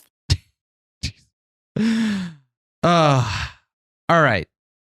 We're approaching the 4-hour mark, and I think at this point, unless we got something really big, I think we should probably think about wrapping up. We should try to figure out how to wrap this up. Yep. Yeah, because it's almost midnight now. Jeez. I didn't think I was going to have an upper limit on this, but that's before I realized we could sit here and talk for over 4 hours, which is fucking wild. So I want to do 2 things before we end here. One, I want to thank everyone who was watching our Umineko Let's Play series and who has been bearing with us during our gap here while we're rewatching things. I'm sorry again that this is taking longer than we thought it was. I mentioned at the beginning, but between the general stress of the pandemic and things just taking longer than we thought we would, it's doing the rewatch has been a bigger commitment than we originally estimated. I hope you all find it's worth it.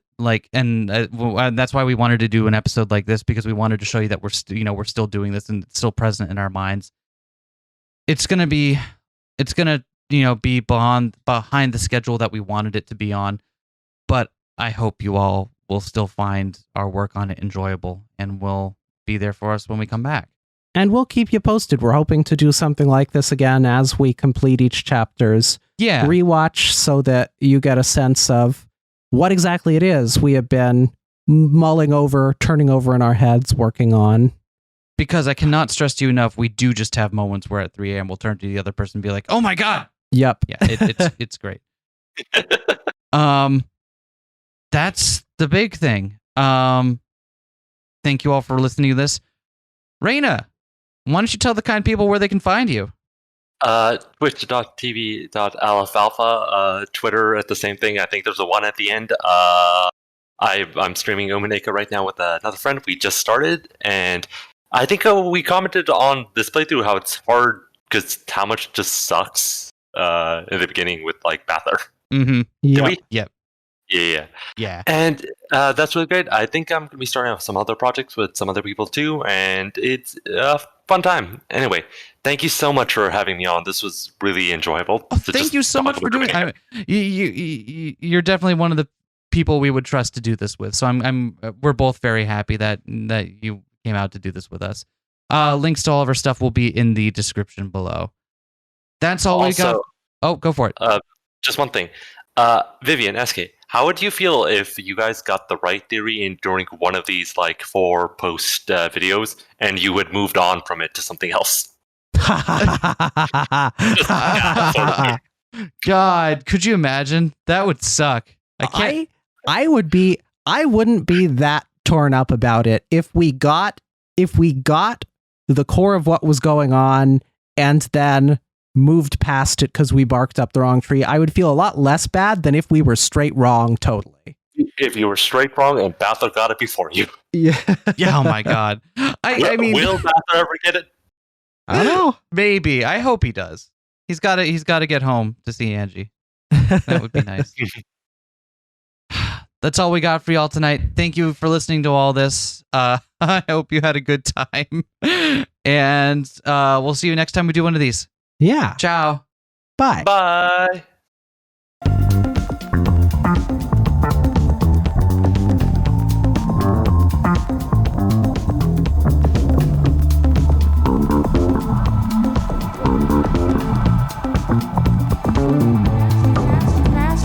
Smash that like, comment and subscribe.